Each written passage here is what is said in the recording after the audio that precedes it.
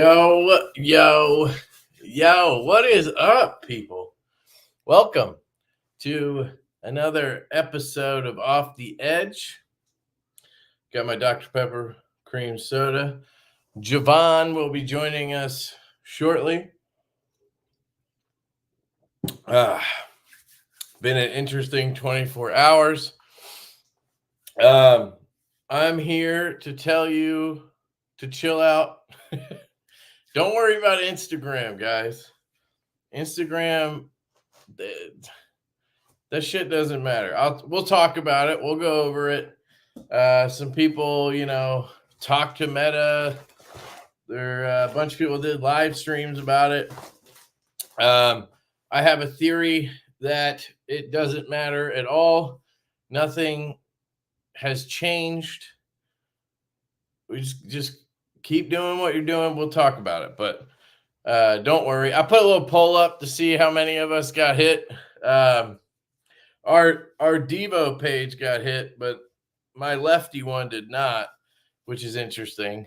I'm not exactly sure why it's happening or happened. Something to do with their AI thing they were saying, but I don't know. I think it has something to do with hashtags too. Because I never use hashtags. I never use hashtags on my lefty account, but we do on the Divo one because we'll do like hashtag Divo knives or whatever, right?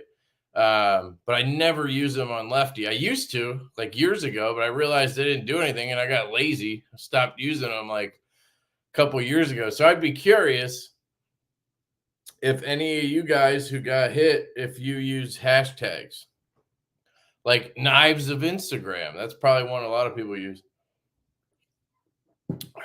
But anyway, it's not a big deal. It doesn't matter. But make sure you appeal it. That does matter.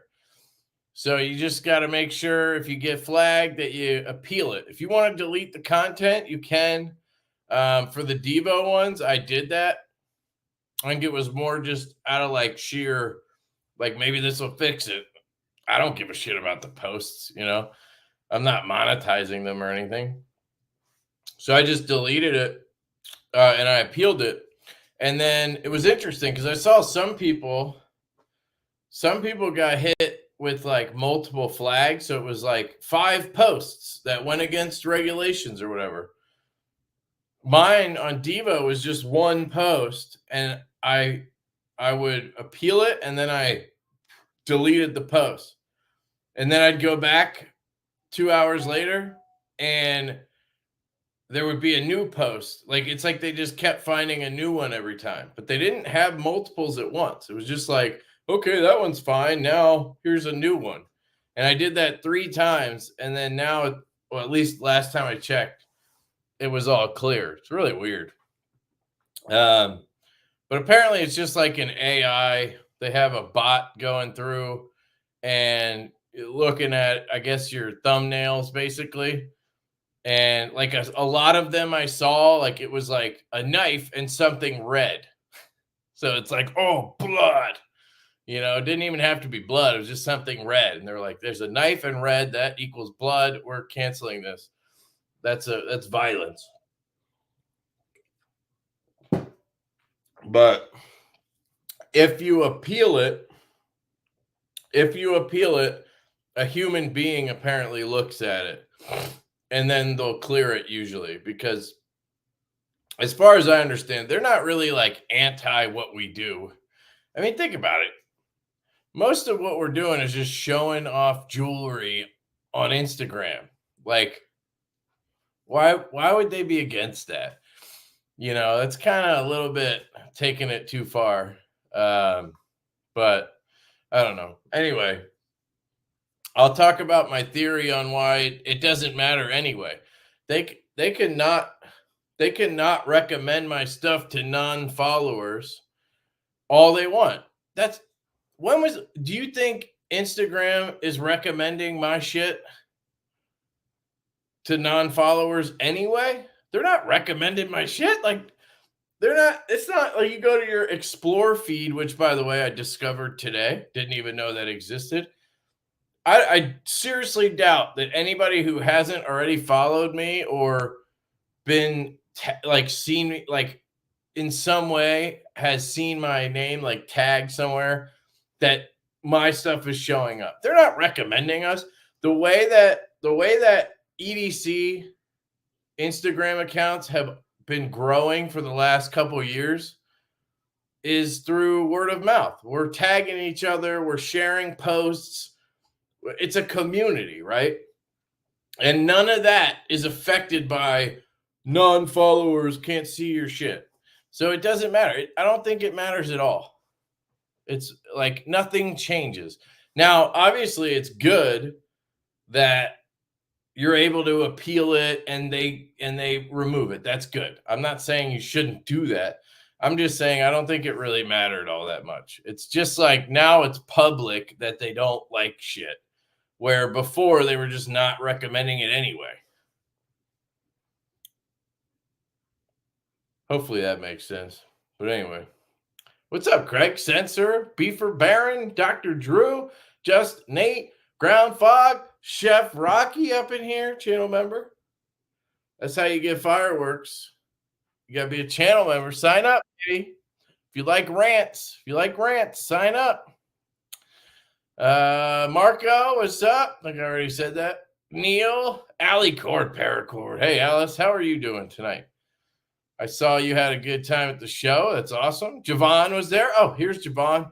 We're going to talk about what he bought, and then we're going to talk about how I have shoved him down a rabbit hole with me in the last hour or so. So I'm excited about that.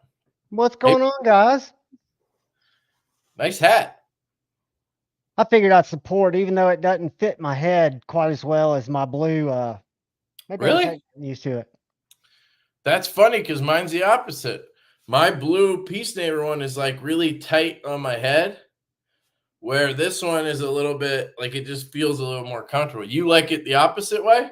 I would just say if we were hat models, we would probably be on the opposite side of head sizes.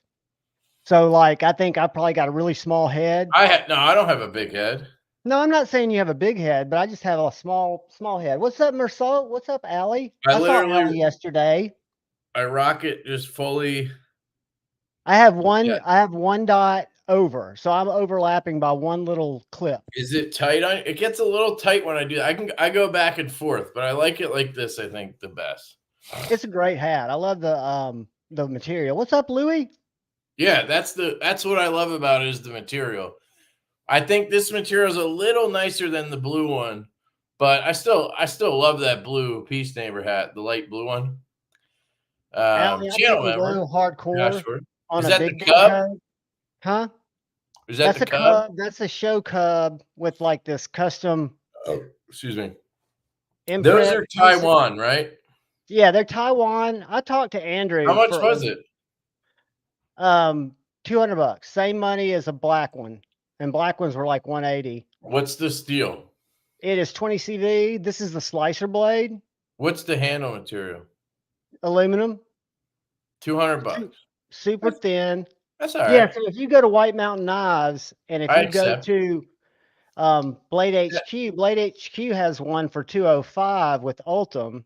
That seems fine. It was a little bit of a stretch with the OS 10A for $150, you know? Exactly. And what I saw and what Grivery. It was Grivery too, right? So yeah, for $50 now, you're getting aluminum and 20 CV. That's a big jump. Well, I don't know, Marco. I got no idea, man. When I walked in, and the Nashville show, I had early bird passes, but it wasn't nearly as crowded as it was last year. And everybody that was rushing to get in the door went to Demko's table. So I happened to just go and get in line. I was about 15 people back. I have no doubt that by 2 o'clock, he was totally sold out. But he had a bunch of the G10 in all blade shapes, the full-size 80/20s or whatever they're called. I just don't. It's just not. It's too big for me. I mean, I like big knives. I say it's too big for me. Check this out. My most ridiculous purchase today. Nice. Whoa. What the fuck is that? That is a PMP Tianto, dude. M390. It was not a cheap date, but I couldn't resist it. MC influenced me. I bought it. At the show? No. Oh. It just came in today. White But what Mountain. I bought at the show, besides the Demco booth was crazy, but Andrew spent a lot of time talking to me because he's a super nice guy. And I do support what they're doing. But you know how I thought that the Flytanium arcade was made in the same facility, right? Because they look so much alike. I've got them both. And he said, you know, since they were the first company to license the Shark Lock, that was one of the things that he wanted to make sure was controlled. So he did have them use the same facility that he uses in Taiwan, which I think's good because if Wait, you who look is at this? have you seen a Flytanium arcade yet? No, I haven't handled it. I'll send you one. I've got one. It comes standard with an aluminum handle, S35VN blade. It looks, if I lay it over my, Shark Lock the problem for me is the detent, and I just don't like springy locks. I don't know. They just don't do it for me. you ever heard of Saigon Kick? Yes. YouTube, Instagram? I'm Yeah. getting ready to send off one of my Wait, 80/20.5s. Saigon Kick. Wasn't he in that whole drama thing with Knife Dope? I don't know, maybe, but see this shitty detent, the Pulsar. I remember, wasn't he the one that it was like he sent knives to Jason and then I it was don't like a know, but whole thing? he does mods to this knife. Did you see transparent knives, the magnet mod? Have you seen Um, the magnet mod? yeah. Well, Transparent Knives didn't start that. There's No, another he was guy. showing off one that Saigon Kick Yeah. did. Winter Blade probably brought it to the attention, but Saigon, Is that who's been doing the Magna mods? Is yeah, Saigon Kick? I'm getting ready to send him. I've been talking to him. I'm getting ready to send him a This is Demco he's in and this Florida, Pulsar. right? I think so. He wanted to send me some to I see if didn't I know that liked was it. him. Maybe that's how I know that name, not from the other thing. Um, But I've yeah, heard from several people that have he just reached told out me to me. he told me I gave him the idea to do that. Dude, it's a great, I mean, if you think about it, it's so simple. Yeah, it makes as soon as I got the factor, I was like, why doesn't every knife have two magnets in the scales? Like every Benchmade, the problem is, this is what he was telling me because he came to Blade Show, I think, and I talked to him there, and he was saying the problem is you still have that spring. You still have to kind of overcome. There's still a spring in there, so it doesn't necessarily fix the detent, but it does make it a lot better. Right, Um, right. How do you like the Mercury? I love that thing. Dude, I love meeting Alex on your show. And I did, which was the Doesn't it? hardest top Does it 10 that I feel could like a do. $140 knife? 138. And I did my top 10 purchases in 2023 of knives between 100 and 200 bucks, which for some reason I bought very few. But this was my number one. Yeah. This knife is so unique and it's so not what I'm usually about that Agreed. it over delivered. I got some skiffs in today that I'm going to put in it. Did you say you put the skiffs in yours? Yeah. But it Yeah, so feels I'm going like to do a at video least a tomorrow. $300 knife, right? Dude, It's and I the wonder, this is machining is something else, because incredible. my only gripe, and we talked about it on your live, that the gold's kind of not me, but I wonder if this Yeah. can be anode. I mean, it's titanium. Yeah, so couldn't it be? Doesn't the temperature and the fluid change the color? You don't have to start with raw titanium, do you? You could strip it. I'm thinking about sending this to Dopey. There you go. Wombat coprolite. It was probably crawling, and you caught them in progress. But my Let's two do biggest grabs yesterday. with the membership. Thank you, sir. I got sharp jewelry, right?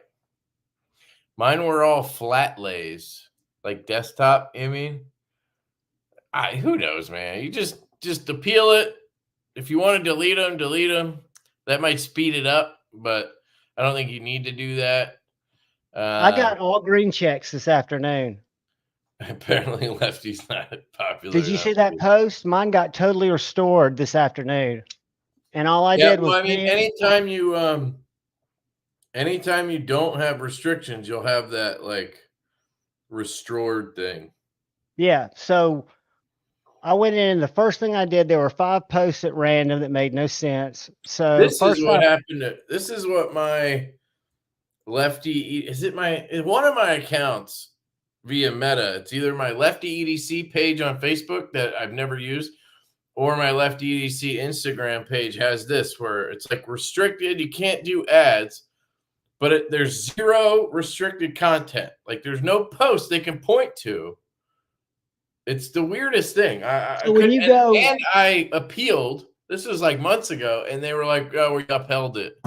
You're restricted." And I'm like, "Okay." well, wait a minute, because I didn't even check that, but I don't do ads. I never did ads either. That's the thing. I think I tried one time because they kept badgering me to do it, and I was like, "Sure, I'll try to see if." No, it wasn't ads. It was like you could pay to have them recommend your shit or something. I went right here, and the top setting in settings is settings and privacy. Yep. And then you have to scroll all the way to the bottom. And at the bottom, it shows account status, the second to the bottom. If you don't have the flags, if you have the flags, it'll be right in your professional dashboard.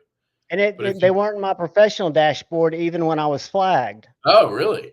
No, they did not show up, but I had red checks here. Mine's fine. And then if I go to Divo now, which was the one that got flagged, let's see if it's still there.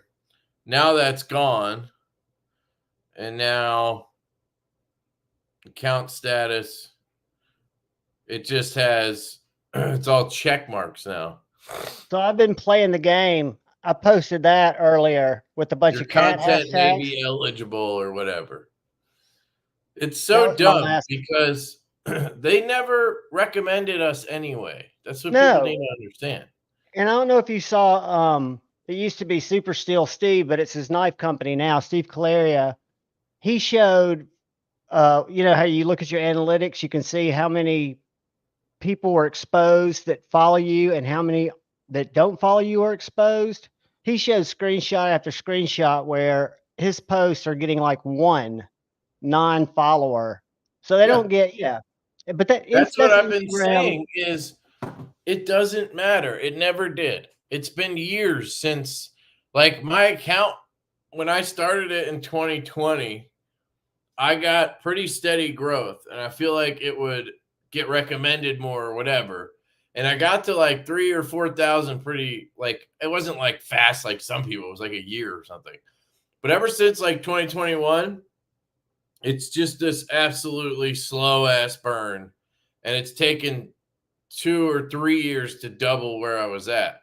So I feel like that's probably a common sort of baseline for most people in the EDC community, unless they have something that's like super popular or whatever, which means people are promoting it. They're showing it. They're tagging it.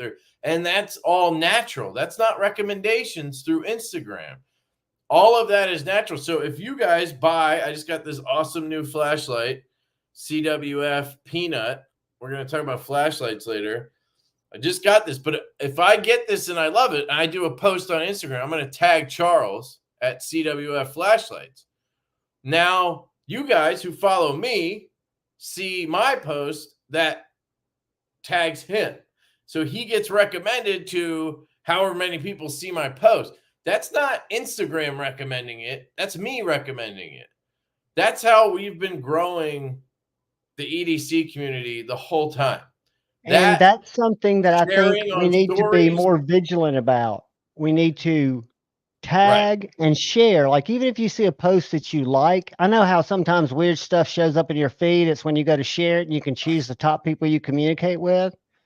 By sharing that every now and then, or sharing it to your story, even if it's a random knife post that you appreciate, it shows the algorithm over time that people want to see that content.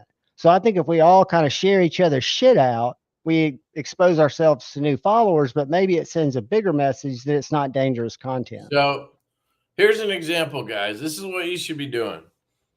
You should obviously, I think most people know how to tag people. So like you get this cool new beard comb from Kvist and then, or Jacob, you post it on Instagram and you say, this is the awesome new at Jacob Lundquist design right beard comb. That tags him. That's awesome.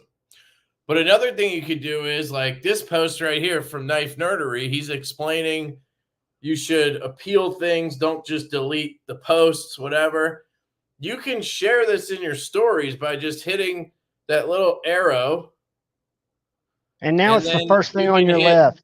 Add to story, and then hit the little arrow and then share. And you'll share that on your story now. And that will push that to another however many people. So those are the two things I feel like we need to be doing more of. Fuck hashtags. Like, I never used them to begin with. I don't think they make a difference. I don't think they do anything. Like, you guys tell me. Maybe I'm in the minority, but how many of you guys follow hashtags? Let me tell you what hashtags are for. I don't follow them, but hashtags are how people search. So if I go to like Vero, which I've just started reposting on that app, and I search hashtag knife, enter, it pulls me up a fuckload of knife contact, people who put knife in their hashtag, so I can follow people or seek out content on that hashtag. So what I used to do before this happened was one of the hashtags I used was knife addict life. I took the word addict out of everything, but I will still tag knife because even I don't follow hashtags, but I know that people that search social media, the easiest way to do it is you go hashtag craft, hashtag some very specific. I've never done that. I don't know. That's why I asked how many people do that, but I don't think people use hashtags anymore. I think it used to be a thing, but I don't think it really matters anymore. On YouTube, you don't search social. Like, I don't search Instagram. You do that? We don't. But think of the new knife guy or girl coming in to us, that's just started discovering the hobby and wants to kind of get involved in it. They're going to try to seek out people because their Instagram is going to be just a flood of everything. They're going to want to seek out certain types of content to follow when you first start in Instagram. And that's where it comes in helpful for new people that are trying to seek out your content. I think they're overused. I think in YouTube, something that I noticed that's very unique, and the only hashtags I use on my shorts, and I use them in every one, is I do hashtag YouTube shorts, hashtag short, hashtag YouTube short in singular, and hashtag shorts. Those 4 words. And it makes a difference. If I put EDC like at the end, hashtag EDC, if I don't put hashtags, so and on Instagram Reels, the only hashtags I put in are hashtag Reel, hashtag Reels Instagram, and hashtag Instagram Reels. And that used to work. But when I think when you go to, you're able to switch your account to where you can see insights and look at your analytics, which is kind of what drove me to social media platforms for my job. I think that's when you get throttled. I think that's when Instagram realizes that you're a candidate to boost your posts and shit like that. It's just their playground. We all sign up to play by their rules, and they change them every day. Yeah. Hey, Paul Mills, channel member. Thank you, sir. What's up, Paul? Everybody who I haven't said hey to. Lord Needham, Josh Branson, what's up? Pretty Fly, Nick Groff, what's up? I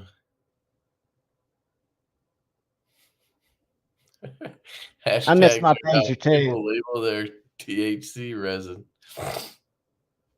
What's funny is I used to have a guy hit up on the pager when I was doing my shady shit and be like, that motherfucker ain't calling me back. And I'd be. Yeah. Like I said, I don't think it's that big of a deal. But my 2 favorite purchases, the 2 things that I went to get in Nashville were both fixed blades.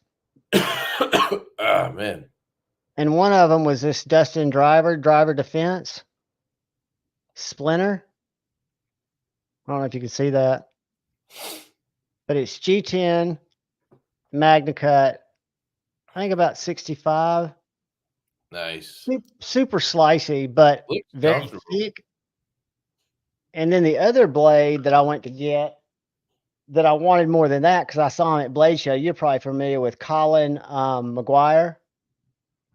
I know the name. I'm trying to Knife place Tin it. Works. Check this motherfucker out, dude. What is it?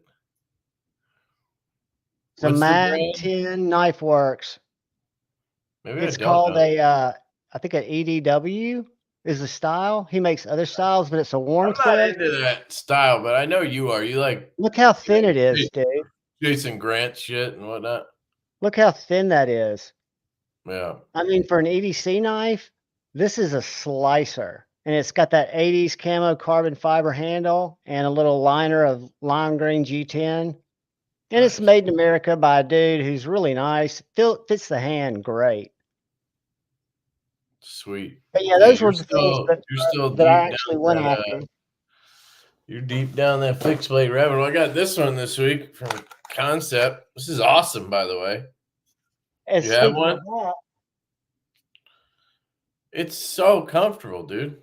dude, it came in today. I just did an unboxing. I bought this as soon as they became available. I went for the It is, S35VN. and the clip is amazing, dude. Yeah, that's what I said. I'm not even going to switch out the clip. It rides in your Switch pocket it to great. lefty, and then if you use that thumb, it just comes right out. And if you want the whole thing out, you just pull it out. It's fucking great. Corner's very useful. I haven't started like it because it just came in today, but I've been very impressed with it so far. And I hate this design. I hated the Corvid design. I've never owned a folder.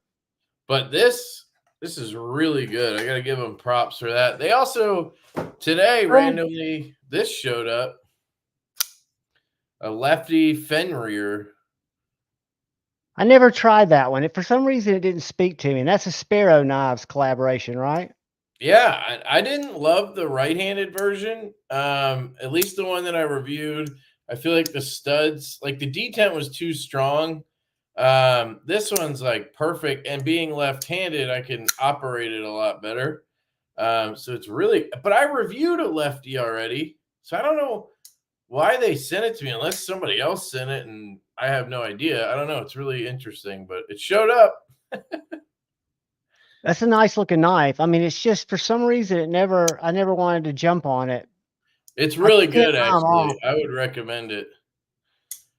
Yeah, I got a bunch of stuff in the last couple of days. I got this really cool one, and you'll like this, from Tier 1 and his thing, DC Blades.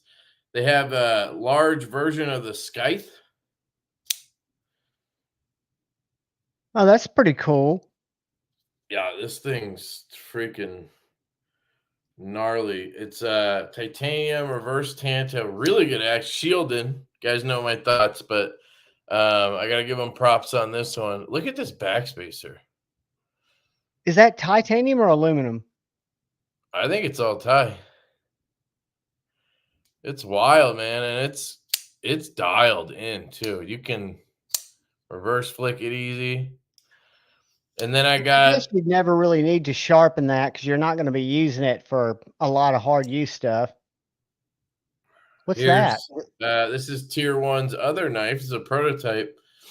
This is his Ceto design, DC Blade Ceto. I think that's how you say it, CETO. It's a little chunker, man. I mean, it's 3 1/4 inch blade. Really uses this corner right here. That's the satin. And then I also got the where's the other one? I don't know. Leave it in here. CPM, it was a new AI update that just basically swept and. Yes, that's what happened. They changed guidelines. If you look, there's a guideline now that says non-culinary blades, spears, and knives or something like that are restricted. So I think this AI was looking for something and just started flagging everything. But I had mine lifted today, CPM. I just deleted. I peeled them, then deleted them, and yeah. So Kevin Knife Nerdery is saying don't delete them.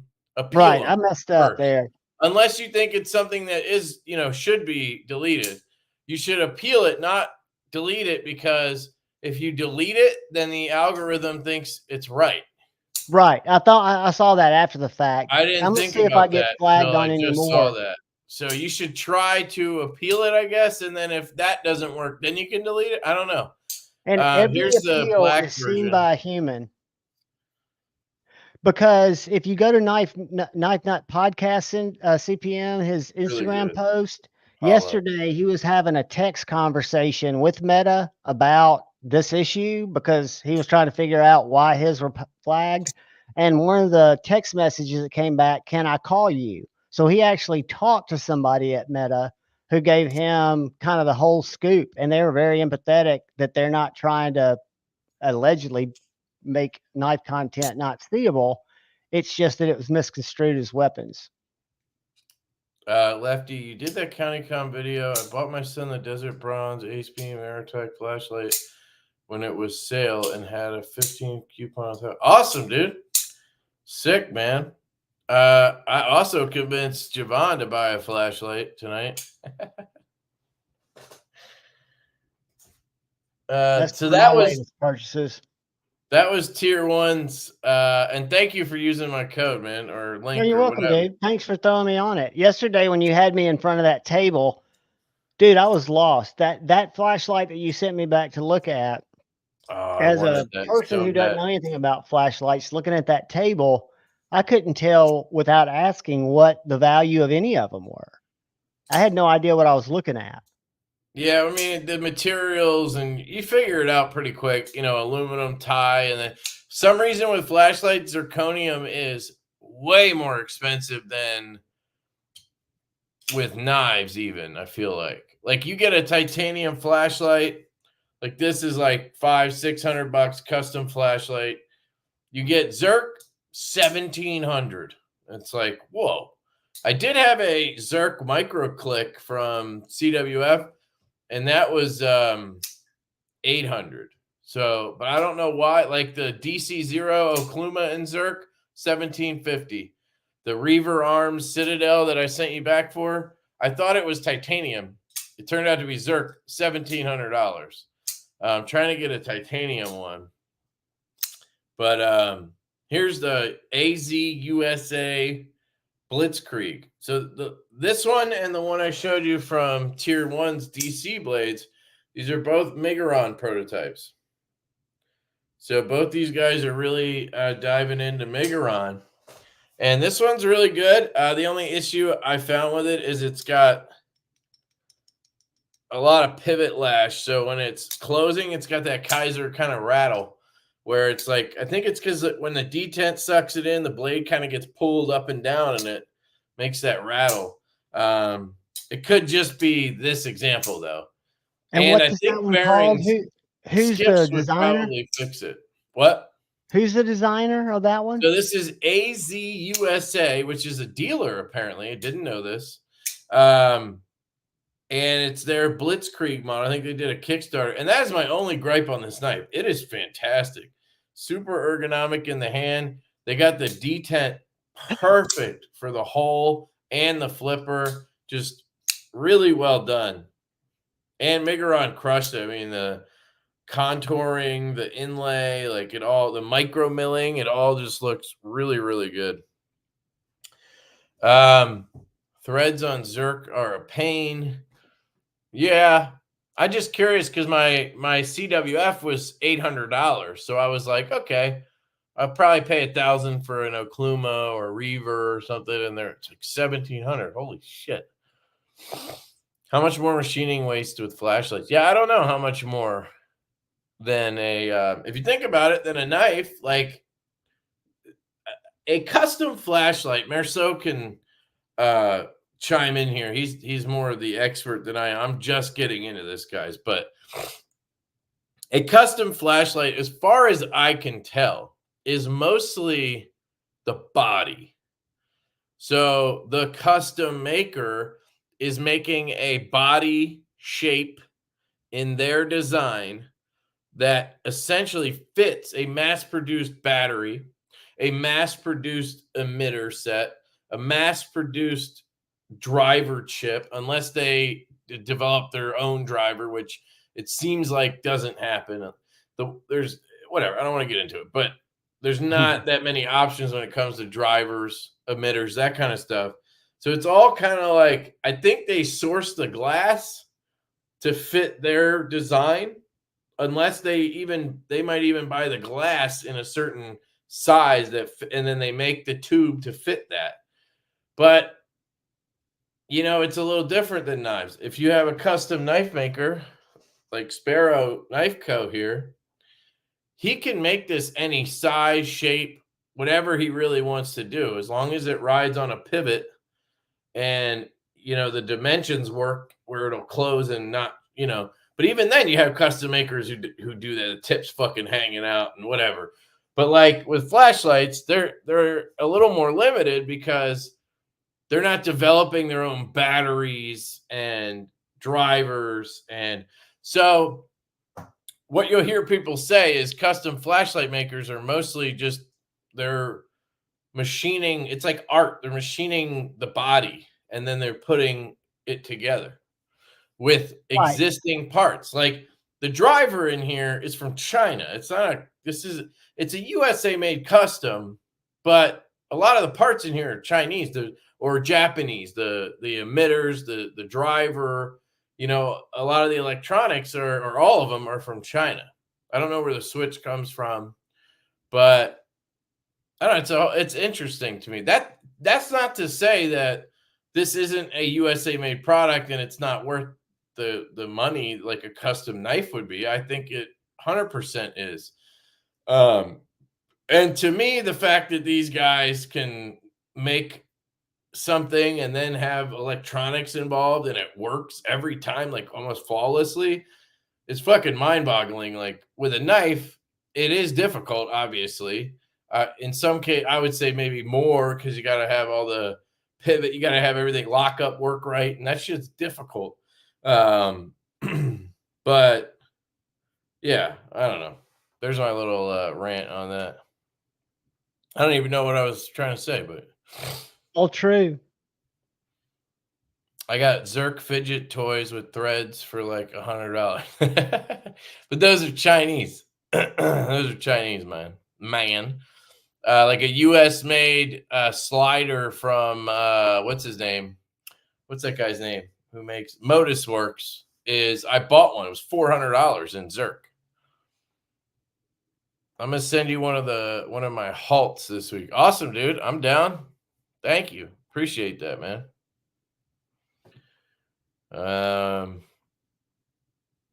Anyone have the Kershaw Strata XL, and how is that monster? I have not, so be interesting.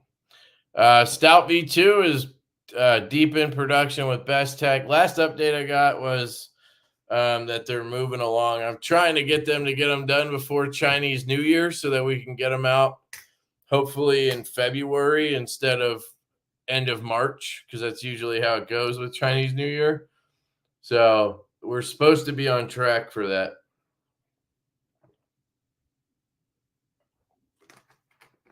And I did shoot them an email, as I do with every OEM, and said, here's a reminder to make the detents as strong as you possibly can. Just in case you forgot. Just in case. They always thank me. They're like, thanks for the reminder. Like, and there is a balance. Like, that's something people need to know is like, there's a balance. You can only make a detent so strong and have the knife work right. And like I've always said, everybody likes a different detent. Yeah. It'll depend on the build too. Like a bolster lock, you can't just make it as strong as you want. Light's popular with lefty or standard with fancy bodies. Light guys like makers who design reflectors, drivers, etc. There you go. Who designs drivers? Like, give me an example of a driver. Yeah, Jonas Nix. That's Modusworks. Because and again, I'm new to this. I've been doing some research, but there's like there's like two drivers that everybody uses, at least for customs. There's the CWF driver, the Dragon driver, And then there's the H17 whatever Dr. Jones driver, they call it. And then the only other ones I've seen are like the one in that Boss flashlight where, dude, this thing sounds amazing. I want to get one of these. It's like $650. I kind of want to buy one, but the design's not like blowing me away. But you literally go on a website, you program the light how you want it, and then it has a sensor in it. You hold the light up to your screen and flash it or whatever, and it'll program the light to whatever you just plugged in. So you can modify at any time through that app? I wish everything worked that way. Like these flashlights where you got to like fucking do all these taps and remember what you're doing. I did program this when I got it. So I got the red light, and then I got moonlight, 35 and 100 back to red. And I turned memory off. So I did all that in like 3 minutes. So it's easy, but definitely an improvement over his previous driver, the one I have in the micro click, the just Dragon Mini or whatever it's called. That one's such a pain in the ass for me to get right. I don't know if it's the forward clicky in here or what, but this thing's cool, man. You can like, they call it a cigar hold or something. You hold it like that. That's why they have this like bevel here. You hold so you that. can hold it between your knuckles? Yeah. So I guess you can do that and not have to hold the end where it would get warm, or so you can, you know, use the light a little better, direct it a little better. Pretty cool. I love the size. It's tiny. I really thought I was going to hate 18350 size because they're so fat, but it hasn't bothered me at all. No, I've started carrying one since I go up to my dad so much, and I carry my pupil up there because of some weird shit's been going on. But I don't carry this one as much, which is kind of my favorite light, my little current favorite, my little Robivon? Yeah, a little Robivon tie. They have a look, man. They have a look. Yeah. But it's They're a good. thick one. So it's a little thick for the pocket. Is that a 18350 or is it you can't take it out? None of the Robivons have a battery that they come out, right? So they're all just internal. They're disposable. Yeah. That's the one I usually carry up there, the little mini tie one, because I'm not looking for a super. The problem I have with that is twofold. Like you can't like, if you have a problem with the battery, you're fucked. You have to like replace the whole light. And two, you can't use it while you're charging the battery. Right. Where correct. with these, I'll throw a battery on the charger and then I'll throw a fresh one in. I'll always have backups, you know. But it is kind of nice that you can just plug it in. Like, you know, if you do it right, it shouldn't be an issue. But I think that's just another thing with lights. It's like once you get to the point where you're more into lights, you realize you want batteries to be removable. But if you're just casually into lights, it doesn't matter, I feel like. Yeah, it's a rabbit hole like anything else, I think. Yeah. You know, I look at what I drop now versus what I used to. Needham's trying to start shit. Oh man, that was fun on Thursday, wasn't it? That was fun. Mini Tempest. That's why you're showing it. All right.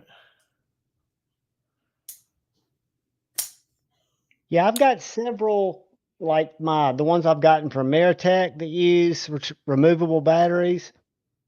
And I've got one coming. Turn your PC into a Decepticon. Sorry, what were you saying? No, I was just saying I do have removable battery lights because I come from the big vaporizer game for years where I had 18650s, 2700s, or 217s and ran them in mods all the time. So I do like the being able to swap out a battery, you know, have a couple in your pack. And if your battery starts to get low, you can drop another one in there. Yeah, that's what I like about it is I have these. This is what I was telling you about earlier, these little battery cases. So I get these from Pinewood Machining. You can get these; they're $6, and then the Ranger bands are $1. So you just pick up 2-inch Ranger band and a case. And you don't even need the Ranger band, but I think it's cool to have on there. And then it has other uses if you needed it. But he makes these little 3D printed cases, and then you can put your batteries in there. They're I think they're rubber, or I don't know. There's something at the top, so I don't know if that protects it from discharging or something like that. But you just keep it in there, and if I go on vacation, whatever light I have, I'll take 2 batteries with me, and I'm set. I mean, if it's a week, I don't think I'm going to go through 3 fucking batteries, but just have it as backup. Dude, when I used to travel, when I was vaping the bigger mod vapes, I'd always carry my battery charger with me and batteries. I'd be going down the road and I would have my EFS plugged into my lighter charging batteries because I'd be using 3 or 4 mods because of different flavors. Right. It was ridiculous. Yeah. 10 years ago is when I was into flashlights. Nice, dude. Yeah, I'm into it now, I guess. I can't bring myself to think of my flashlights as a collection. Hence, I buy O-lights. Yeah, I'm getting there, man. I think I have 5 or 6 now. I have them all right here. I have to get a new case. I got to figure something out. I think I'm going to buy one of those Cavill cases, another one, and I'm going to put all my Jack Wolfs in it, and that'll clear out my whole valet thing, and then I can put lights and the fidgets and stuff. But I have this Hoku clicky 10440 size light, custom in titanium, which is pretty slick. Although Yeah, I think I would sell this. I don't think anybody here is really into flashlights, but if anybody's interested, let me know. It's not cheap though. Probably be like $350. I have the Okluma DC0. This is probably my favorite right now.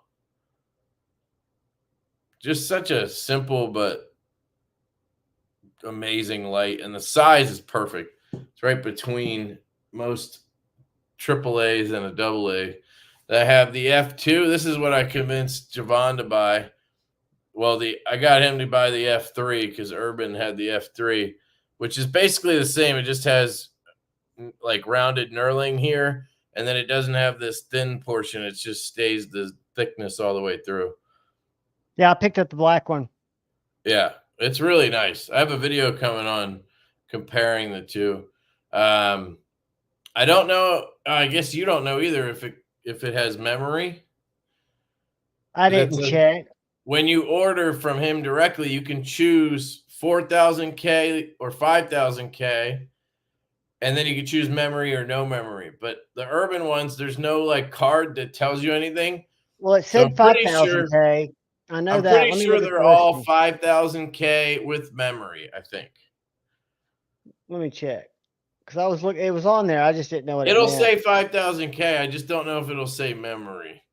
But anyway, I have this, and then I have the CWF Micro Click in DLC Zerblast titanium with a stonewash clip. And then I just today got the Peanut CWF Peanut in titanium. And I fucking love this thing. I love the colored thing. It's just fucking cool. Secondaries or whatever. And then I have a La Lima Ion Slim on the way as well. So I think that's like 5 or 6 right there. And then I'm talking to a guy about a Reaver Arms Citadel. I'm trying to get one of those. They just look wild. Yeah, it doesn't say anything about memory. It does say an idiot-proof, low, medium, high operation. So I'm doubting it has a memory. It just, what does it say? It said, I mean, we can actually check here. So I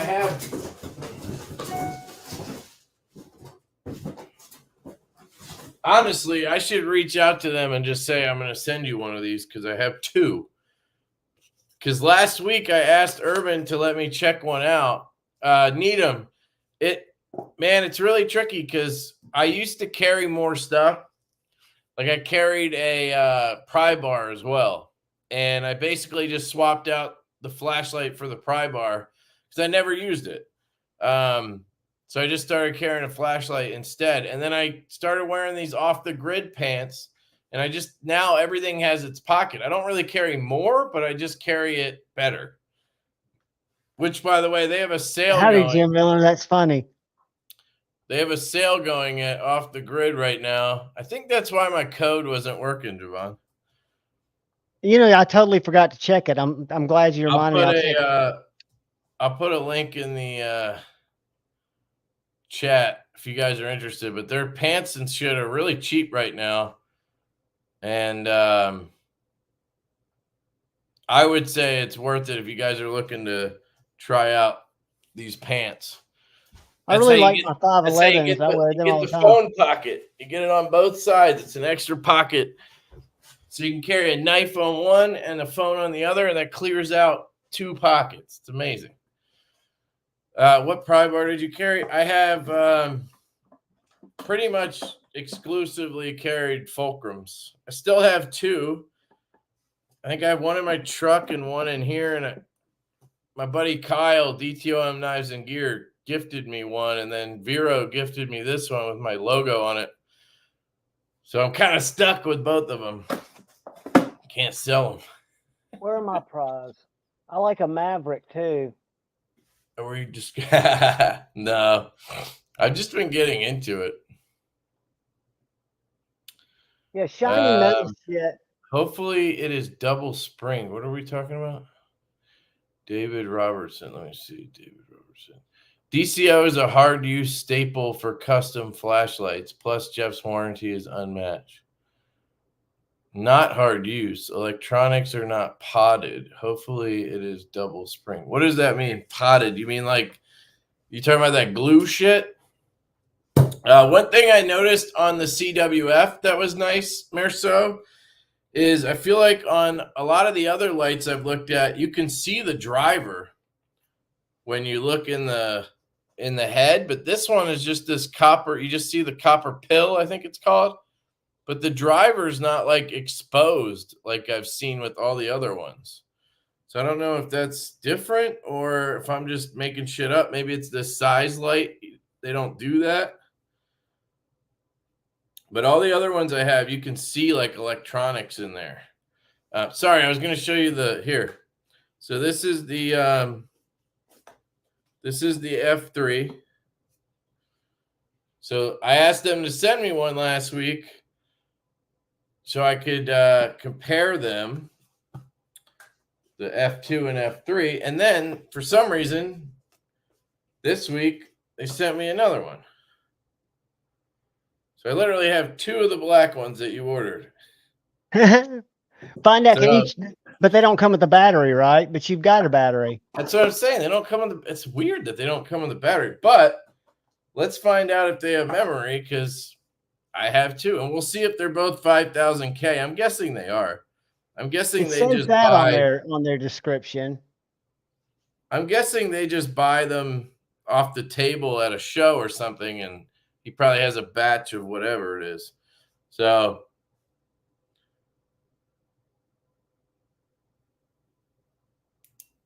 all right. This is this one almost seems like it's a 4,000K, which is interesting. So that was low. Let's see. Well, all right, I'll check medium because if it didn't have memory, it would always kick on low. So here's medium. So let's see if it's on medium now. Yep. So this one has memory. Just to compare, my F2 out. My F2 light. This is 4,000K. It's like a warmer light. And I don't know, man. This seems like it's dead on. Ah! It looked wider to me. Yeah, I think it is a little lighter. Interesting. It almost seems like this one has a little more juice. What would you call that? Throw, maybe? All right, let's check this one.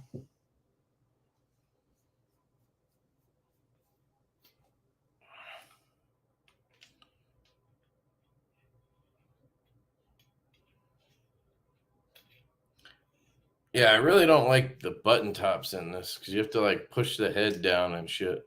So she said. So that's high. And it's definitely the same as that other one. Compare it. Could be your battery. One could have less life than the other one. I mean, every light's going to be slightly different. You know what I mean? But let's see. Turn it off, and then we'll see if we're on high. Yep. And the key to memory on these, just so you know, is you got to wait 3 seconds. It won't lock it in unless you wait 3 seconds. So leave it on that setting for 3 seconds. Yeah. So the thing is, why does that matter? You're probably like, why does that matter? But what I found is I call it like a press check. So like, you know, with guns, you're like, and you check to make sure you're loaded. I do that with flashlights because I'm weird. So I'm like, oh, I want to make sure I'm on low. So I'll do this, right? Like, let's pretend I have it on low, right? Here's low. I'll set the memory. Here we go. All right. So I have it on low, and I'm like, all right, I'm going to get ready for bed. And I want to make sure I'm on low when I go in there because I don't want to like wake my wife up. So I'll check. I'll be like, okay, I'm on low. Cool. Well, if you don't hold that for 3 seconds, it doesn't lock it in. So now I go into the bedroom, bang, and I hit her with medium right in the face. So you have to just make sure you hold it for 3 seconds or whatever, and then it locks it in, and then you'll be on low again. But if you do press check, you spotlight her before you figure that out. Yeah. So I think most people probably just, you know, if you just use it and don't do the stupid checks, then you're fine, you know. I've been waiting for a DC 0 drop forever, it feels like. Yeah, you should get on the Facebook group. There's a buy sell trade. I've seen a few pop up there the last couple days. You just have to, be on it. I don't know. Usually when I want something, I'll track it down quick. You gotta stay on it. You know, spend a couple days just obsessed on that Facebook group. You'll get one, you know.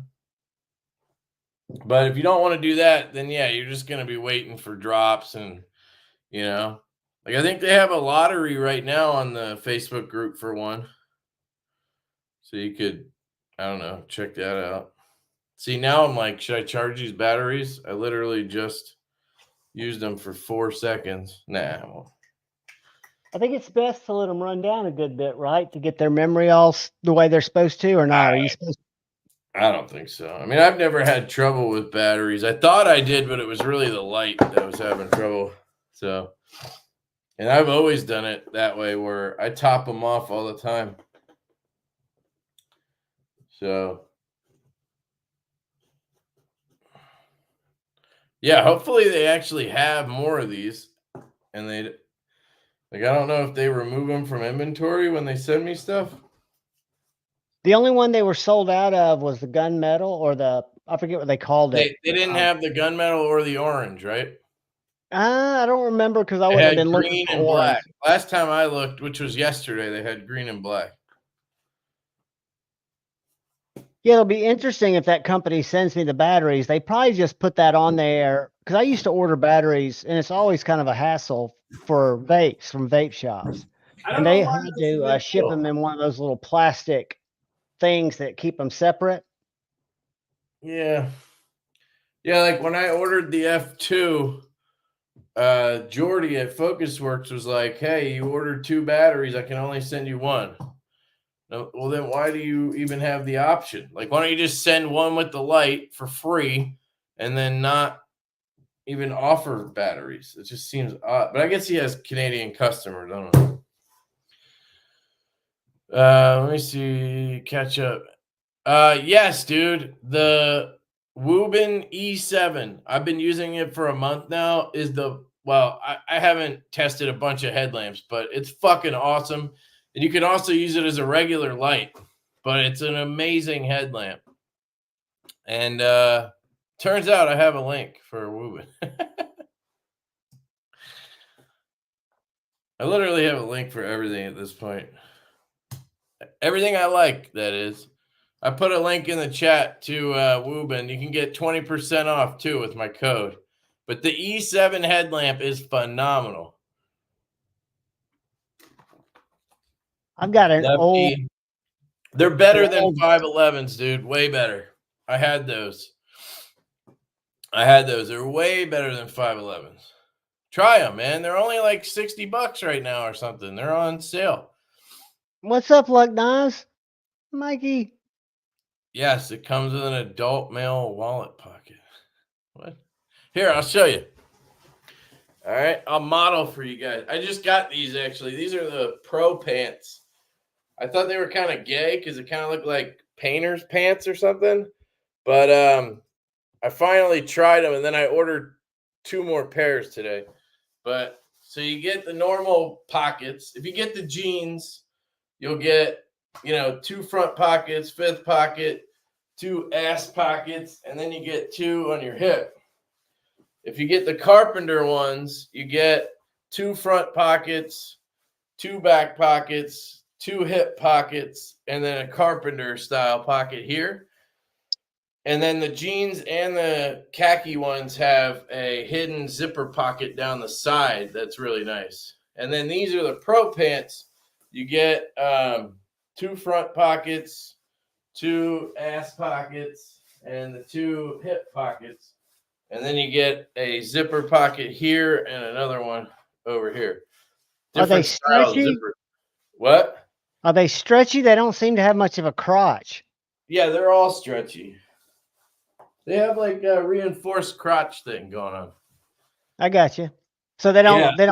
These are more like balls. These are like this shorts material that they made into long pants. That's why I never ordered them until now, because I thought they'd be kind of weird, but I actually really like them. But the khakis and the jeans are like, they have spandex in them, so they're really flexible. They feel kind of tight when you put them on, and then after like 3 minutes, they feel amazing. Yeah, I like my 511s just because of the extra carrying capacity. I'll check those out. Yeah. Oh, yeah, that's what I meant. It's always hard for me because I've got to find them in stock that are 2830s. It's the perfect phone pocket. It's deeper on the other ones. These pro pants have a shorter pocket, but it still works fine. But what I do is I put my phone here. I put a flashlight here. I put a knife up here. They all have reinforced knife pockets. So this square right here, you can put knives in and out of the front pockets and it doesn't shred them. What's up, Rob? I got restored today. And then I'll put a slip joint in this hip. And then I just got this wallet from Troy. It's a little card sleeve. Look at that thing. I don't carry a wallet unless I have to because I use my iPhone for all my payments. That's why I used to only use the phone attachment wallets. I got all these cases where they have wallets attached because I only carry 2 cards. I didn't want a wallet. But I really like this Pitaka case that's like super minimal. So I decided to separate it. But I can just leave this in my truck or whatever, leave it in the house if I need it. If I'm going somewhere where I know they don't take Apple Pay, because around here occasionally that happens. I need my driver's license and a card, but yeah, this thing's and that's thin enough that you could put something else in the same pocket. What? I just put this in the back normal pocket. That's why it's awesome. You have all these extra pockets. You don't need to do that. Yeah, my normal carry is in my left pocket, a slip joint, my primary modern folder in my right pocket, and then I carry a fixie either appendix style on my belt or in my back right pocket, and then I'll slip my iPhone in my back pocket. Now, if I'm wearing 511s where I have mag pockets, that's usually where I carry my fixed blade. Do the 511s have the thin mag pocket? That's the problem. No, it'll hold the phone. It'll hold the phone. Okay, I think it was Vertex then, where they didn't have a big enough pocket for the phone. It would hold a knife, but not a phone. No, these are full size pockets that kind of sit in. So yeah, Pablo, we just put in production another run of the V2s, all in carbon fiber. 3 different carbon fiber versions we're doing. Do you have a code for? No, not for FocusWorks, but if you want the F3, Urban EDC has them now. That's Juhvon got it there. You can but use. I forgot to use the code. I've got to send them an email. The code. You can save $40. You go use the code Turkey Table, and you'll get 20% off, like site wide right now at Urban EDC. Hold on, wait. Use my link though. Use my link. I'll still get credit, but then you can David, it's tough, man. Use the Turkey Table link, and you'll save 20%. It makes the custom Marco, flashlight that's funny as shit. $140 or something. It's ridiculous. Everybody should have one of those. But it doesn't come with a battery, so you got to get a battery, which I can help you find. They're cheap, but you know.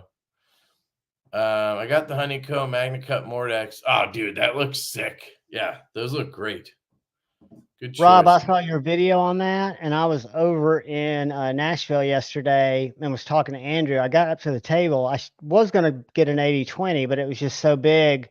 But I picked up the little slicer, their little show version. Yeah, that looks better, dude. Some of the ones I've seen, no, the blade to handle ratio is just so bad. Well, the blade on this one, this is something that they didn't offer in the 20.5. Yeah, it's the peanut or whatever. But it's short. You're right. Yeah, and have you seen somebody on Instagram, I think it was Knife Problems, he showed off an 80/22 custom, a mini 80/22. The blade to handle ratio was the worst I think I've ever seen on a knife. I think a blade was this long on that knife. It was insane. One thing that they did on this that I think is genius is this opening hole, the way it's kind of, it's weird shape, but you get so much, so much more grab and so much more torque. I would definitely get the peanut hole if I ever got another one, but I would want to get a custom. But the spring just kills it, man. Look at you. You can't even open the damn thing. Well, that's because I got it low. If I keep it at the top, it's very flickable. But yeah, it's we got debate in the comments. Debate, not hate. But he's saying as an aircraft mechanic, he disagrees. The Okluma, that's debate. That's not hate. But the good thing about the Okluma is if you did damage it, you just send it to Jeff and he'll fix it up for you for free. Did I show you my battle axe? No, what the fuck is that? Looks like a clip. It's well, that's the back. That's where you clip it. But you had this little lever. This is a mid-guard messer. And when I take it off the sheath, it's magnetic. It's a little finger axe, dude. For what? Well, for defense, for one. But I don't know if you can see there, but it's jimped everywhere except the blade. There's jimping that runs all the way under it. So you can hold it like this. You can use it like that. You can use it for, I think it's more of a defense novelty blade than anything else. I just found it really cool because of the way the sheath works, this little titanium sheath. And once it locks in, whoops,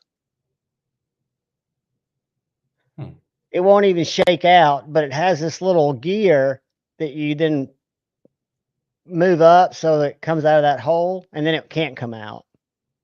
Nice. Novelty, but I use it as a novelty. And I've been practicing sharpening on it with my hand sharpening. I just thought it was weird. Someone mentioned stroking on their Olight i3T EOS. Yeah, my guess is those issues are related to the tail switch crapping out or something. Sounds like the i3T isn't the best. But I mean, you got to think about it. It's fucking $15 or whatever. So they're cranking those out. You're going to Jim, have how two do you seals. like it? I noticed there are 3 of them on NAF sale that are on sale right now. The Worn Tack. What'd you think of that knife, Kevin? Did you try one? What? The Worn Tack. What is it? Precision Yeah. Knife Works. Yeah, I had one. I pre-ordered one. It's a cool light. Just a little aggressive looking for me. And then left-handed just didn't work well.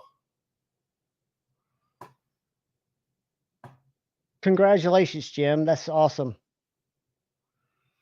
I need to not buy anything for a while. What's up, Mike? How you doing, man?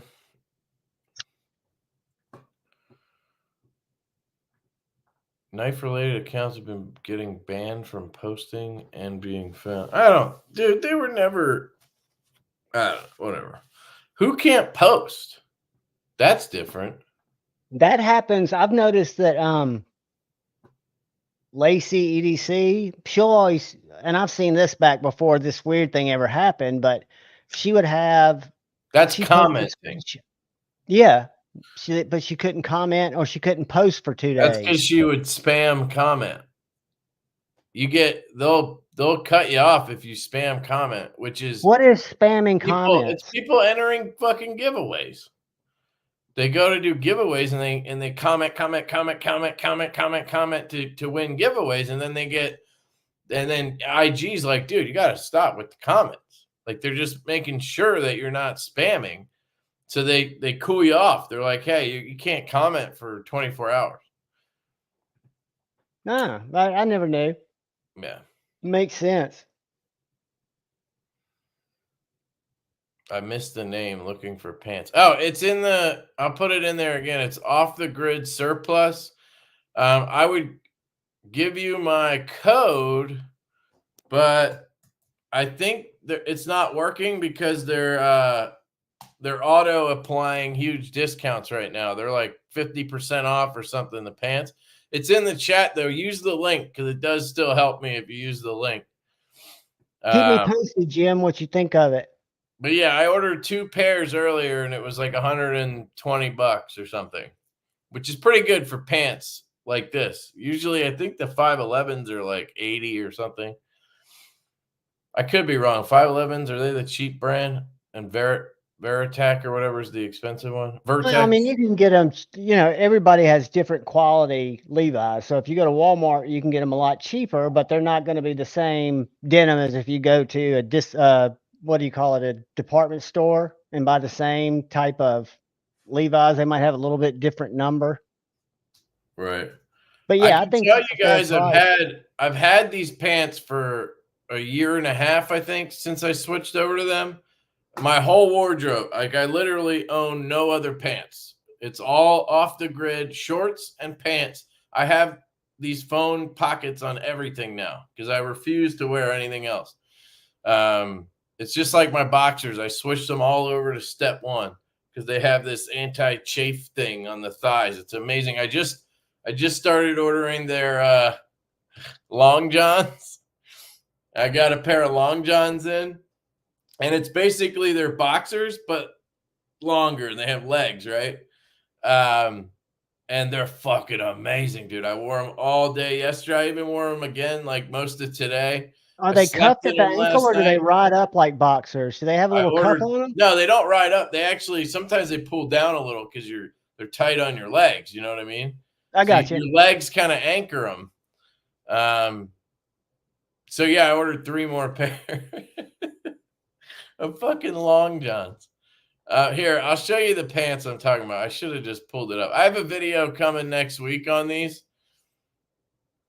So these are the pants. And like I said, dude, they're $50 right now. Yeah, I couldn't find any 2830s. So if you want, I think the regular size standard fit, 28. Oh, I see.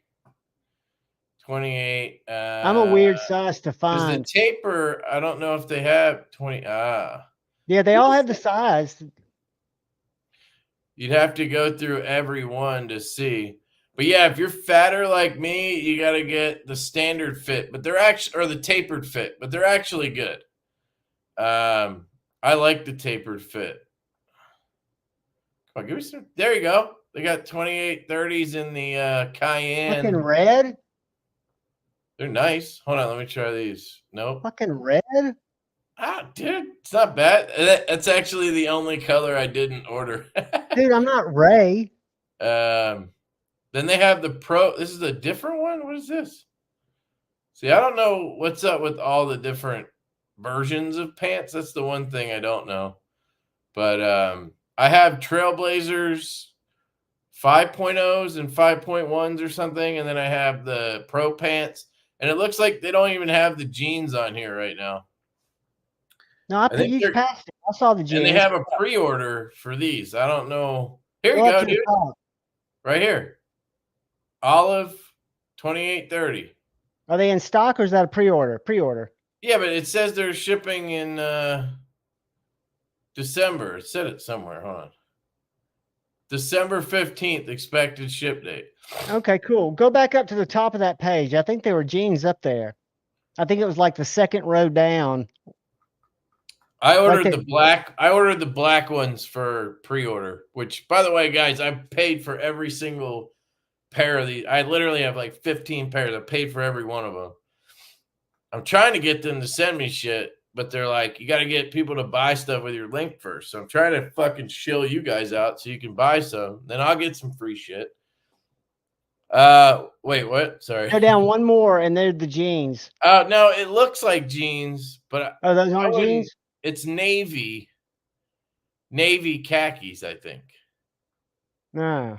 You could call them jeans, but they actually had legitimate like dark wash, light wash, that kind of thing. They had I have them. I have 3 pairs, 4 pairs. I think what they're doing right now is they're clearing out their inventory. And then they're going to bring in new inventory in the new year, is my guess. They also have shorts if you live in warm weather. That's how I knew I liked these Pro pants, because it's literally just a long version of these. You know what I mean? Yeah, maybe I'll go ahead and stock up on some shorts.